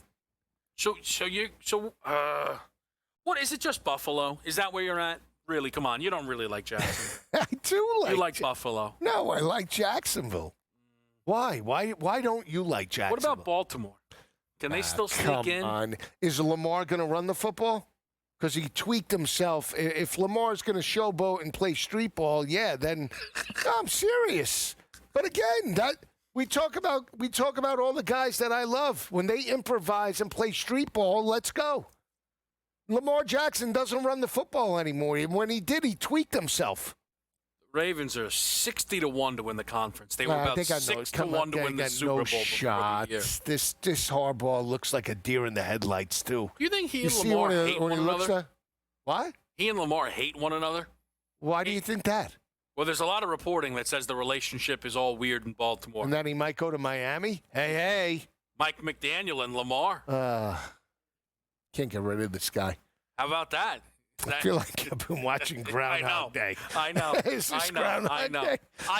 I look at the AFC right now, and if I'll say this, because who knows? You may have to have tuned in on Christmas to ever get me to say the things I've said about Pittsburgh. I may, hop in a chamber and erase this from the tapes. But if it's open at 14-1, maybe Rodgers and Tomlin have some juice. We're going to keep breaking down the Christmas slate next year on SportsGrid. When you look at this NBA Cup, you have to think about the importance. As a coach, I find a lot of importance. This wasn't a gimmick win.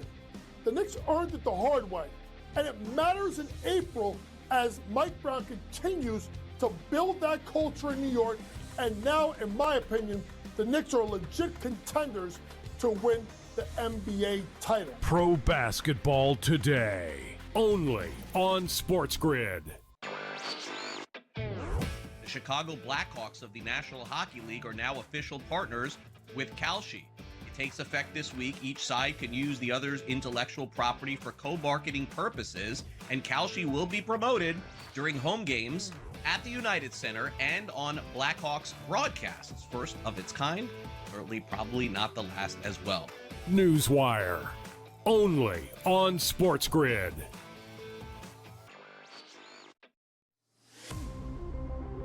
When it comes to NAL, money does buy you talent, but it doesn't buy you chemistry, leadership, and wins. Look at St. John's, Kentucky, how they're battling. You need the right mix of experience, youth, and new blood if you're going to really tackle the transfer portal market in NIL and win consistently. College basketball today, only on SportsGrid. Football contest season is back, and so is the Las Vegas Football Contest Show. Season 2, the sharpest football contest show in the land. Focusing on all 3 Circa Sports contests and the Westgate Superbook Super Contest, we handicap the games and release our contest picks every week of the season. Featuring Super Contest champions Brady Cannon, James Salinas, and former NFL player Mike Pritchard, all team will have you prepared this season like none other. Check us out every weekend right here on SportsGrid.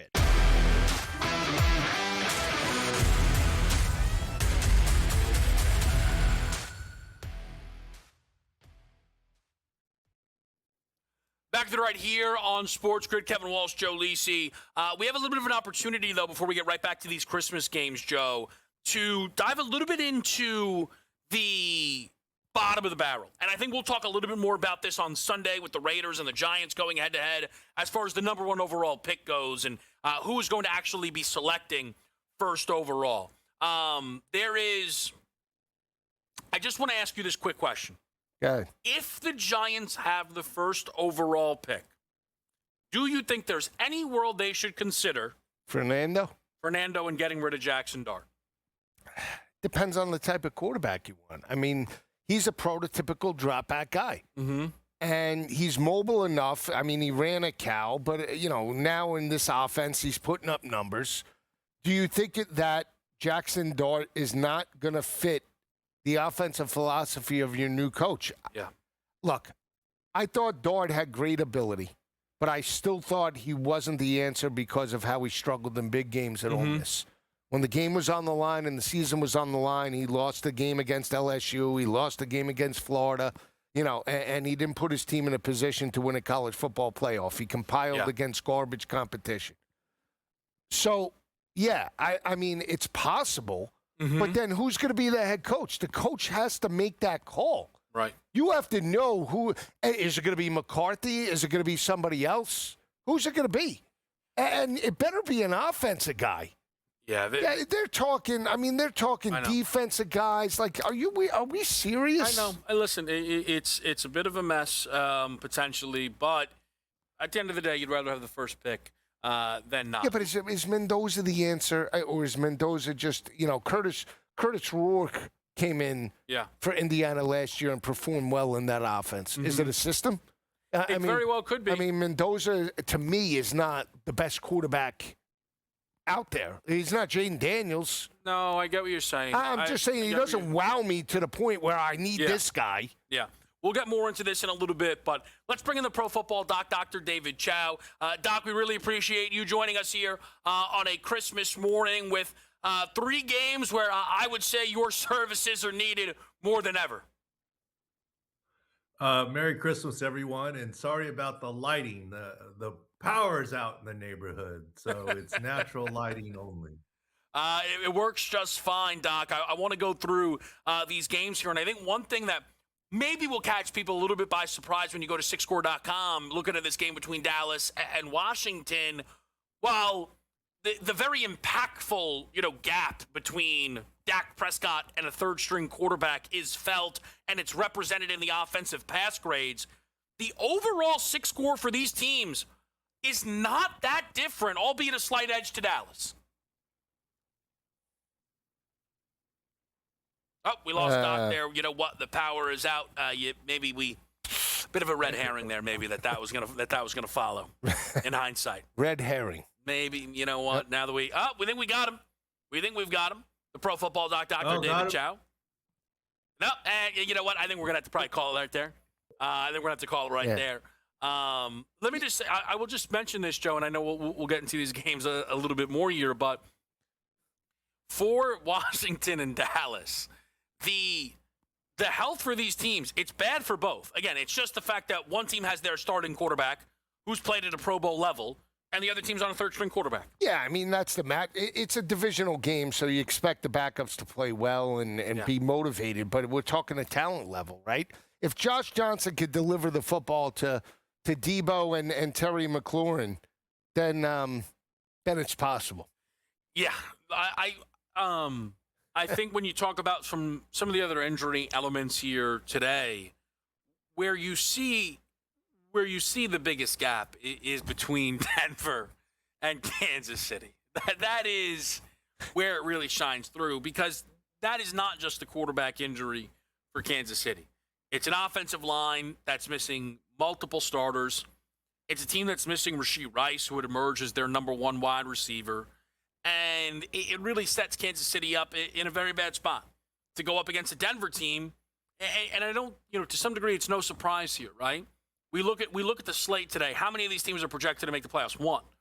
You look through the SIC score, only one of these teams has an 80 or better health score. That's Denver. We know health can be the name of the game sometime when it comes to not just making the playoffs, but going on a deep playoff run. And that shines through when you look through the gaps between these football teams here today. So it's the setup that we have, right? And at the end of the day, I think the product could be tough, but to some degree, that's why we get in the mix. And that's why we go through these games here, and that's why we try and find some value, despite the fact that we've got third-string quarterbacks ruling the day. Yeah, and we'll see if one of them could step up and make some noise. I mean, I think one dog is going to cover today, and it's going to be based off the backup quarterback productivity. Which one is it going to be? We're going to find out. We're going to keep breaking it down with you right here on this Christmas Day. Kevin Walsh and Joe Lisi, we will be right back with you on SportsGrid Pro Football today. When you look at this NBA Cup, you have to think about the importance. As a coach, I find a lot of importance. This wasn't a gimmick win. The Knicks earned it the hard way, and it matters in April as Mike Brown continues to build that culture in New York, and now, in my opinion, the Knicks are legit contenders to win the NBA title. Pro basketball today, only on SportsGrid. The Chicago Blackhawks of the National Hockey League are now official partners with Kalshi. It takes effect this week. Each side can use the other's intellectual property for co-marketing purposes, and Kalshi will be promoted during home games at the United Center and on Blackhawks broadcasts. First of its kind, certainly probably not the last as well. Newswire, only on SportsGrid.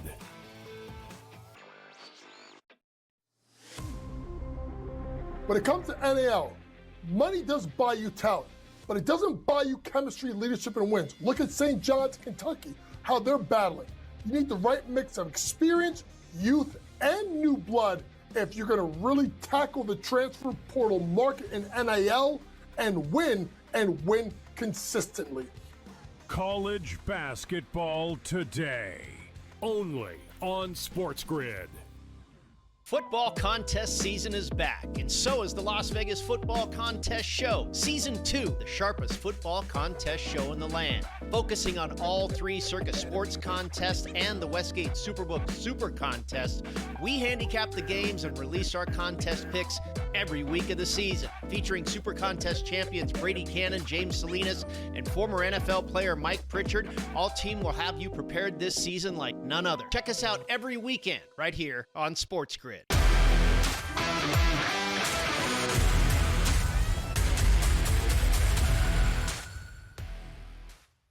Pro Football Today is live on SportsGrid. Kevin Walsh and Joe Lisi here with you on this Christmas. We are going to go through today's slate. We're going to start at the back end, Joe, with Kansas City and Denver as the Broncos, a 13.5-point favorite. Do not actually need the game. They, with a win, though, put pressure on the Chargers to handle business on Saturday, though certainly there's not many expectations here that Denver isn't going to win this game or even struggle. I'm taking the shot. Call me crazy. I think Kansas City covers this game at 13.5. I don't know if Denver goes out there, lights up the scoring, the scoreboard. All in all, I know Kansas City's going to struggle to score. I think it's possible that 7's enough. You could say, hey, play the under. I'm going to play Kansas City. I'm going to play trickery. I've been waiting for Xavier Worthy rush props to actually shoot out.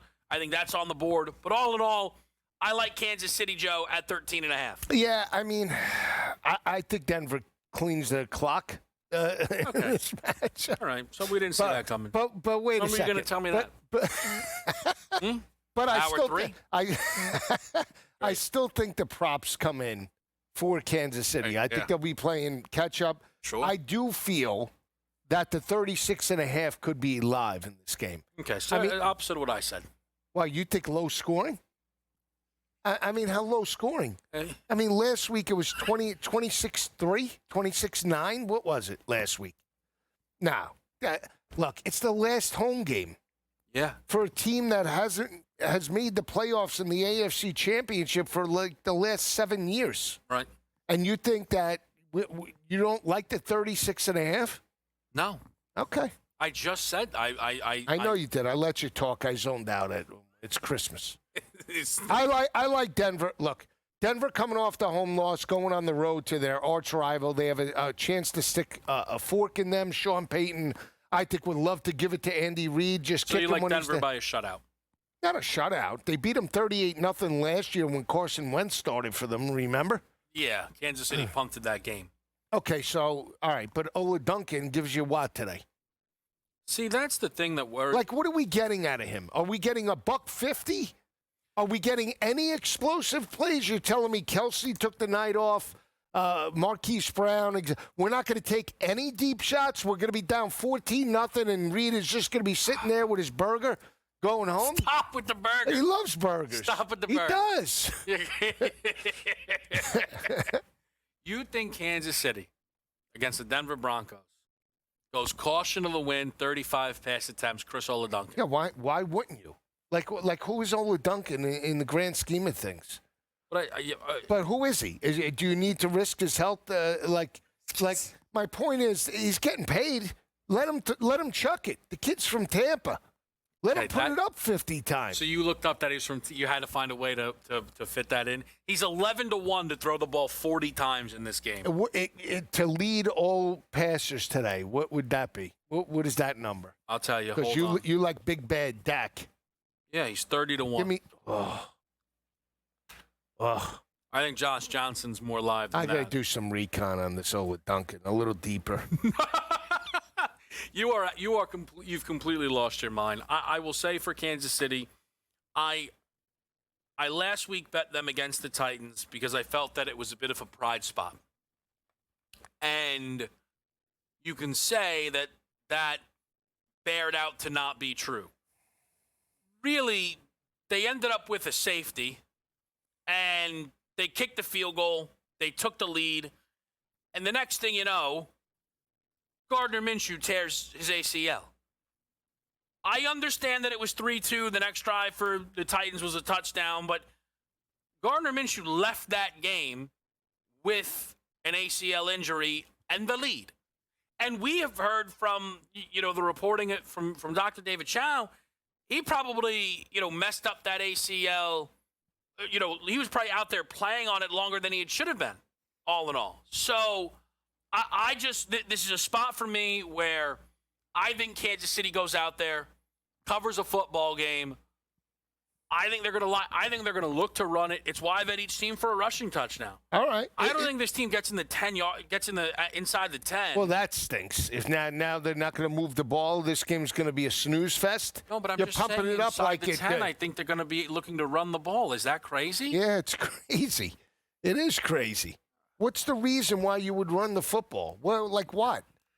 No, like because the season's you're on a third-string quarterback. So what? Like, that's where he's a third string. The guy's a professional NFL quarterback. Yeah, he's debatable. getting paid to play. Not much. Well, throw it. He's a seventh-round pick in 2022. So what? Like, who cares? Last week, the first pass attempts of his You're career. working for the Red Cross now? Like, I don't understand. Like, we can't get the kid battered. We can put him out there and let him go shotgun. Hurry up, offense. You got two burners with Marquise Brown and Xavier Worthy. Your season's dead and buried. At least give the fans something to be happy about. Well, wouldn't I don't that understand. be a cover? I think they got to run it. Pacheco on the ground. It's Pacheco. The guy, he runs so hard, too. He runs so hard, and yet the guy can't get more than 40 yards in a game. Okay. So we like Pacheco on the ground, maybe? Nah, I like 36 and a Ola half. Duncan to lead all quarterbacks today. I said it. You can't be serious. No, I'm serious. 30-1. How about that? How many do you think he throws for? 265. And so you got everybody else under 250? Yeah. Okay. So what? Come on. What games are you watching here? I mean, really. So, all right.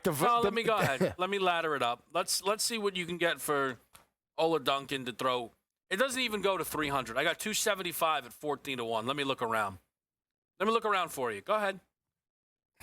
What do you want? Him and Knicks to combine for 600? Yeah. Well, oh my gosh, these numbers are out of this world. Him to throw for 300 is 28-1. It's amazing. You think? Hold on, I have a serious question. Yeah. Of the three backup quarterbacks, we're going to I like Brosmer, but now you got me in on the Sola Duncan. I'm going to back the kid. I am. I'm going to back him up to 250 at least. There's no reason why in that offense he shouldn't. He put up 111. They didn't move the ball with Mahomes. But he wasn't prepared. Do you think Chris Oladunkin came in thinking that Gardner Minshew was going to tear his ACL? Oh, I thought he's prepared now. I thought you were saying Mahomes wasn't prepared. No. They didn't move the ball with Mahomes, to end the season. That's Nagy, though. That's more of an. He's still calling the plays. I understand that, but my point is, when they were struggling to move the football with Mahomes, they were in playoff mode. Yeah. They were playing not to lose. Sure. The season's dead and buried. You're not going anywhere. You're done. It's your last home game. Throw caution to. I don't understand. Why is Andy Reid a genius then? If all he does is run the football, I understand his pedigree. I understand he's won Super Bowls. But the guy's lost his fastball. He lost the Super Bowl last year. Why did you get Xavier Worthy and take on Hollywood Brown if you're not going to throw the football to them? I don't understand. I'm not saying they won't throw it, but dropping him back 40 times is insane. Why is that insane? If Pat Mahomes was there, he'd be throwing 40 times. Same thing. No, it's not the same thing. Same thing. Get back there and chuck it. Hollywood Brown has a touchdown incentive. You like him to score? Does he? I think so. I like him for 50-plus today. I thought you liked Worthy. I like them both. You really do like this guy to throw for 250. I think he can. I think the kid's got juice. You think he throws multiple touchdown passes? 2, I think, is within reason. Have you seen what he is to throw 1? I look at his 1, but I looked at the passing yards, and I think it's light. So you're getting over 6-1 for him to throw 2. Okay. All right. So him to throw 250 and 2. We're making it sound like this kid Ola Duncan. We're making it sound like he completed 68% of his passes, dinking and dunking. 7 yards per pass play. I mean, he did hit Worthy on a big play late in the game. I mean, that's how Worthy got to 40. You're telling me he can't throw. You're telling me this guy, you like Worthy, but the quarterback throwing it to Worthy isn't going to get over 200? His last college game? Yeah. Montana State? Yeah. They played against in the semifinals. What did he throw? 23 of 35, 315 yards. I love it. Ola Duncan. The kiss. The kiss. You might have sold me. Let's break down your other 2 games here on SportsGrid.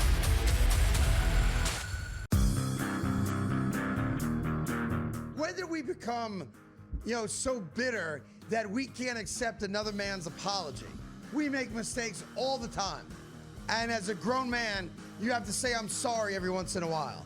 And it's okay to say that. And the apology, I think, should be accepted. And in this case, I'm accepting it. The Craig Carton Show. Only on SportsGrid. When you look at this NBA Cup, you have to think about the importance. As a coach, I find a lot of importance. This wasn't a gimmick win. The Knicks earned it the hard way. And it matters in April as Mike Brown continues to build that culture in New York. And now, in my opinion, the Knicks are legit contenders to win the NBA title. Pro basketball today. Only on SportsGrid.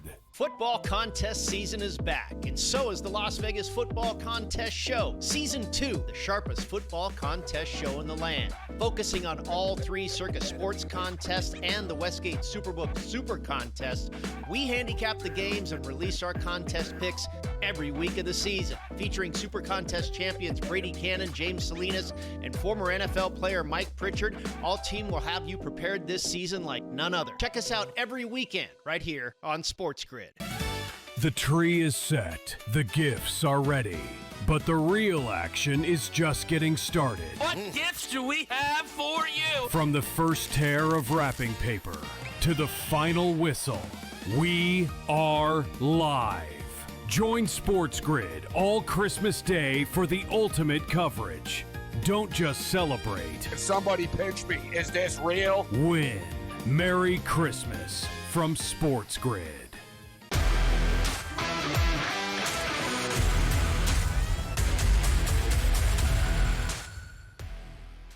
Pro Football Today back right here on SportsGrid. Detroit and Minnesota, a game that both myself and Joe are certainly keyed in on here today. A 7.5-point number in favor of Detroit. This is another one, Joe, I think actually started a little bit underneath that, but once Brosmer was officially settled in, I think this number started to run up towards the Detroit Lions here. It's a lot of backup quarterback talk. Give me this. What do you expect from Jared Goff, who, statistically, 32 touchdowns, 5 interceptions. He, from a passer rating perspective, is actually a bit down year over year, but, some of the raw numbers, they look pretty good. He's actually thrown for 300-plus in 3 straight games. What do you think from Jared Goff today? I think it's more like 230, 240 today. I think it is the rushing attack for Detroit. I think it's more predicated on Gibbs and Montgomery. Yeah. I'm expecting them to have a big day and then him working off of play action. Now, I'll change my assessment if I watch the game and see that obviously this offense is, grip it and rip it. But yeah, I just think now they want to get back to running the football. They want to win football games, and that's where they've had the most success, relying on the offensive line and relying on their workhorse, Jahmyr Gibbs. Took them 90-plus, took them up to 100 at almost 2-1. Touchdown-wise, I did throw him in a parlay because it's -2. It was -250 last night. To score an anytime touchdown. But he's been held out back-to-back weeks, so I think he could step up. So I look at this game, and while, Goff has obviously been on a bit of a heater here, especially from a yardage perspective, I agree with Joe's assessment about this being a very big Jahmyr Gibbs day, and I think this is a Detroit team who's going to want to get the ground game going. I think Jahmyr Gibbs finds the end zone not once but multiple times in this football game here. So I think Goff, maybe it plays a little bit of a more efficient football game. I mean, threw the ball 54 times against Pittsburgh, right? It's a little out of control. I think you see the ground game involved. I don't think Goff doesn't have, 225 and 2 in him, but I don't think it's a 303 day for Goff, which we've, all of a sudden been growing a little bit accustomed to. From a Minnesota perspective, you're in on Brosmer. I hear you.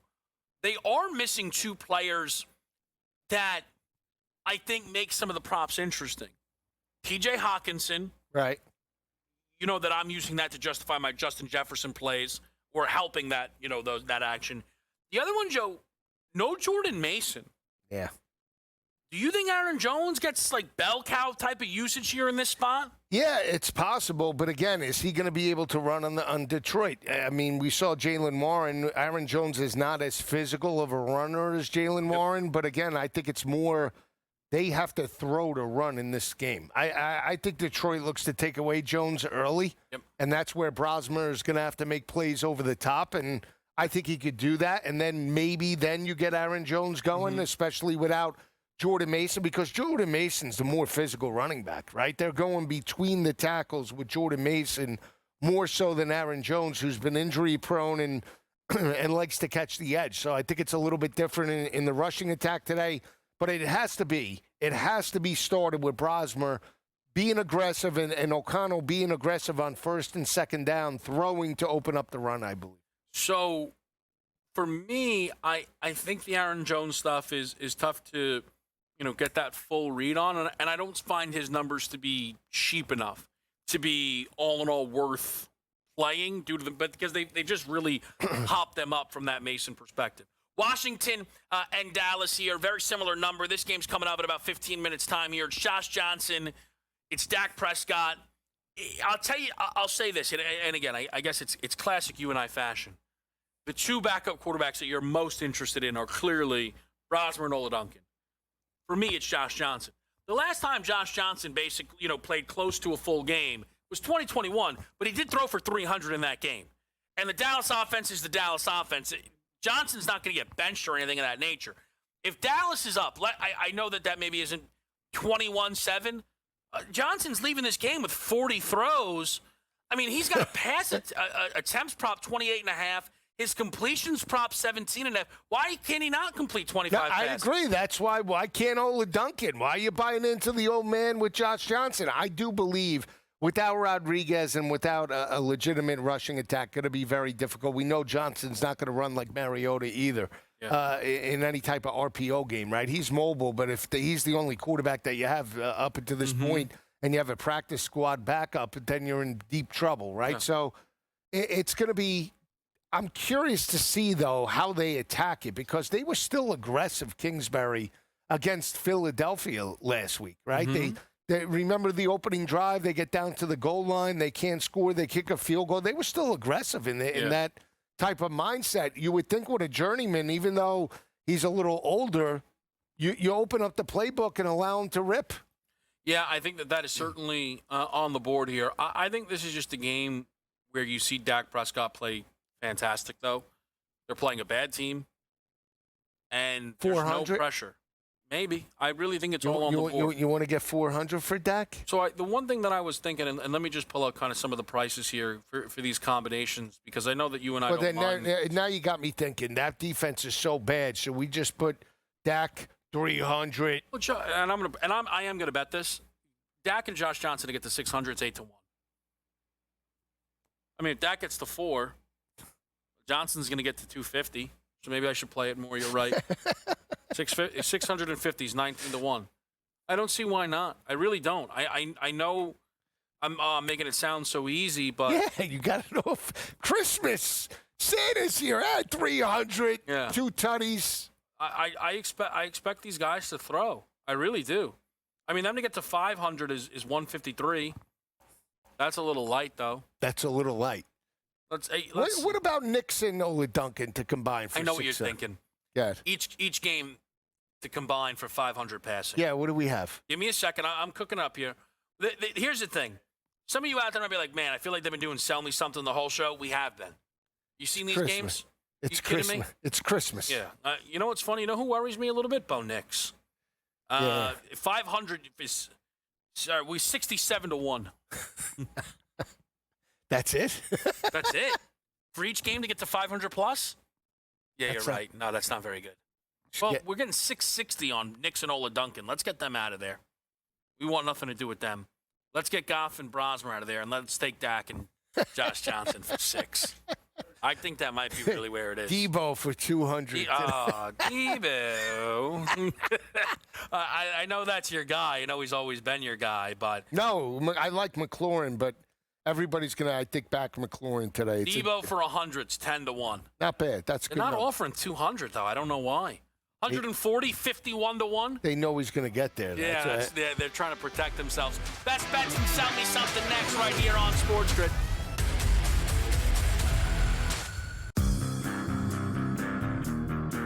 Whether we become, so bitter that we can't accept another man's apology. We make mistakes all the time. And as a grown man, you have to say, I'm sorry every once in a while. And it's okay to say that. And the apology, I think, should be accepted. And in this case, I'm accepting it. The Craig Carton Show. Only on SportsGrid. When you look at this NBA Cup, you have to think about the importance. As a coach, I find a lot of importance. This wasn't a gimmick win. The Knicks earned it the hard way. And it matters in April as Mike Brown continues to build that culture in New York. And now, in my opinion, the Knicks are legit contenders to win the NBA title. Pro basketball today. Only on SportsGrid. Football contest season is back, and so is the Las Vegas Football Contest Show. Season 2, the sharpest football contest show in the land. Focusing on all 3 Circus Sports contests and the Westgate Superbook Super Contest, we handicap the games and release our contest picks every week of the season. Featuring Super Contest champions Brady Cannon, James Salinas, and former NFL player Mike Pritchard, all team will have you prepared this season like none other. Check us out every weekend right here on SportsGrid. The tree is set, the gifts are ready, but the real action is just getting started. What gifts do we have for you? From the first tear of wrapping paper to the final whistle, we are live. Join SportsGrid all Christmas Day for the ultimate coverage. Don't just celebrate. Somebody pinch me. Is this real? Win. Merry Christmas from SportsGrid.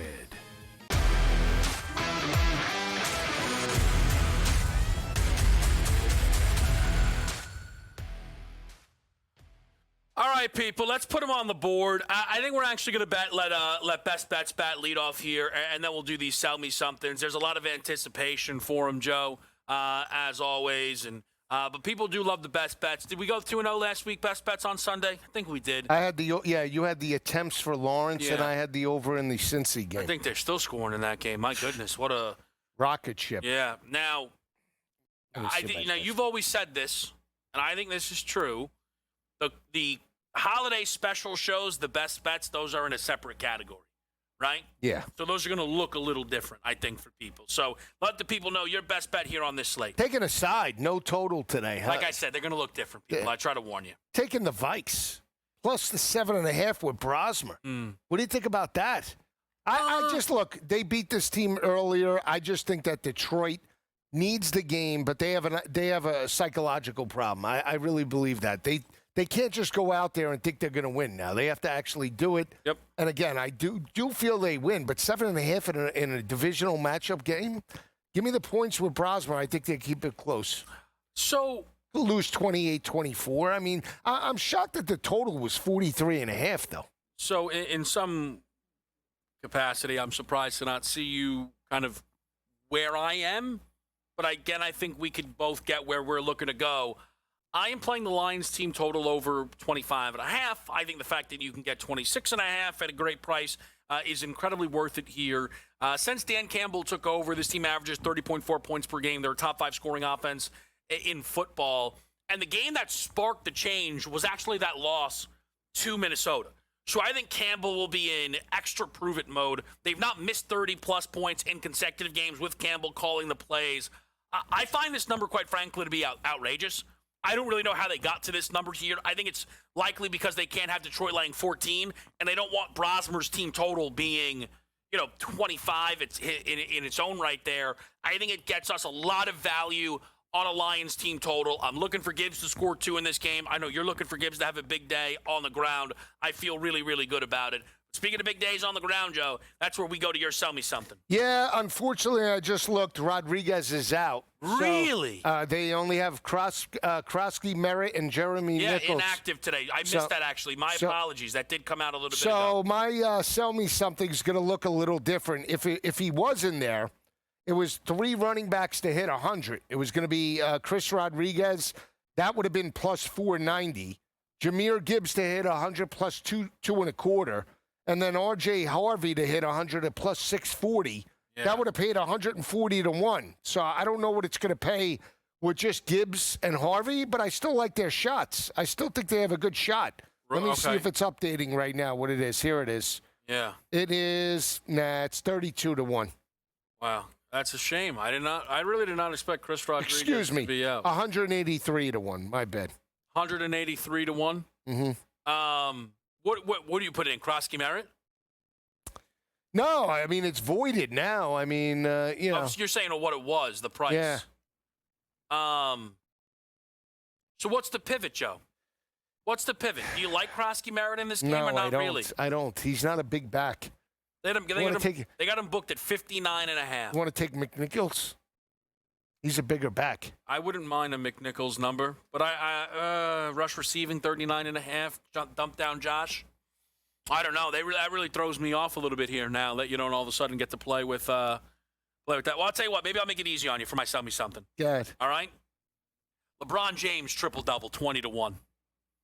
I mean, how do we feel about that? Come on. It's Christmas, baby. It's the NBA. It's Christmas. Come on. LeBron triple-double. He's done it once before. This could be his last Christmas game. I don't like it. Really? I think they get smashed today. Okay. Playing the Rockets, right? Yeah, they are. They're going to get smashed. Really? Smashed in the under. Why don't you give people, you know what, premium plays for free? Joe Lisi's NBA card here today. I think people would love that. Come on. Knicks Cavs is already live. I told you, I like the Cavs. OKC, San An coming up. I like the over in OKC and San Antonio. Okay. I do like the Mavericks plus the points. Yep. And I like the Nuggets to smash the T-Wolves tonight. It's the best bet. That's the best bet. Yeah. I'll tell you this. I mean, hey, why not? Give the people some action here. I took Wemby over 29.5 points, rebounds, and assists. I do think OKC wins that basketball game, but I think Wemby meets the moment here on Christmas. He did last year, certainly. I like Anthony Davis over his 15.5 rebounds plus assists, bounce back spot as far as the rebounds go. I like a Lakers team total at 115.5. Luka Doncic is going to play in this game. They can't guard very well, but they should score in this game still, despite Houston being good defensively. I played Julius Randle over 1.5 made threes late night in that game against Denver, where you'll find Joe's best bet on the NBA slate. I like Julius Randle to make 2 threes. So we're really keyed in all of a sudden on this Detroit-Minnesota game. What about what's coming up here? I like the over. I'm going to take a shot with the over in the Dallas. Just because, quarterbacks, I don't think the rushing attack without Rodriguez is going to be there. I took another shot. Lamb for 100, Jefferson for 100, Xavier Worthy for 50. So we'll root it all in.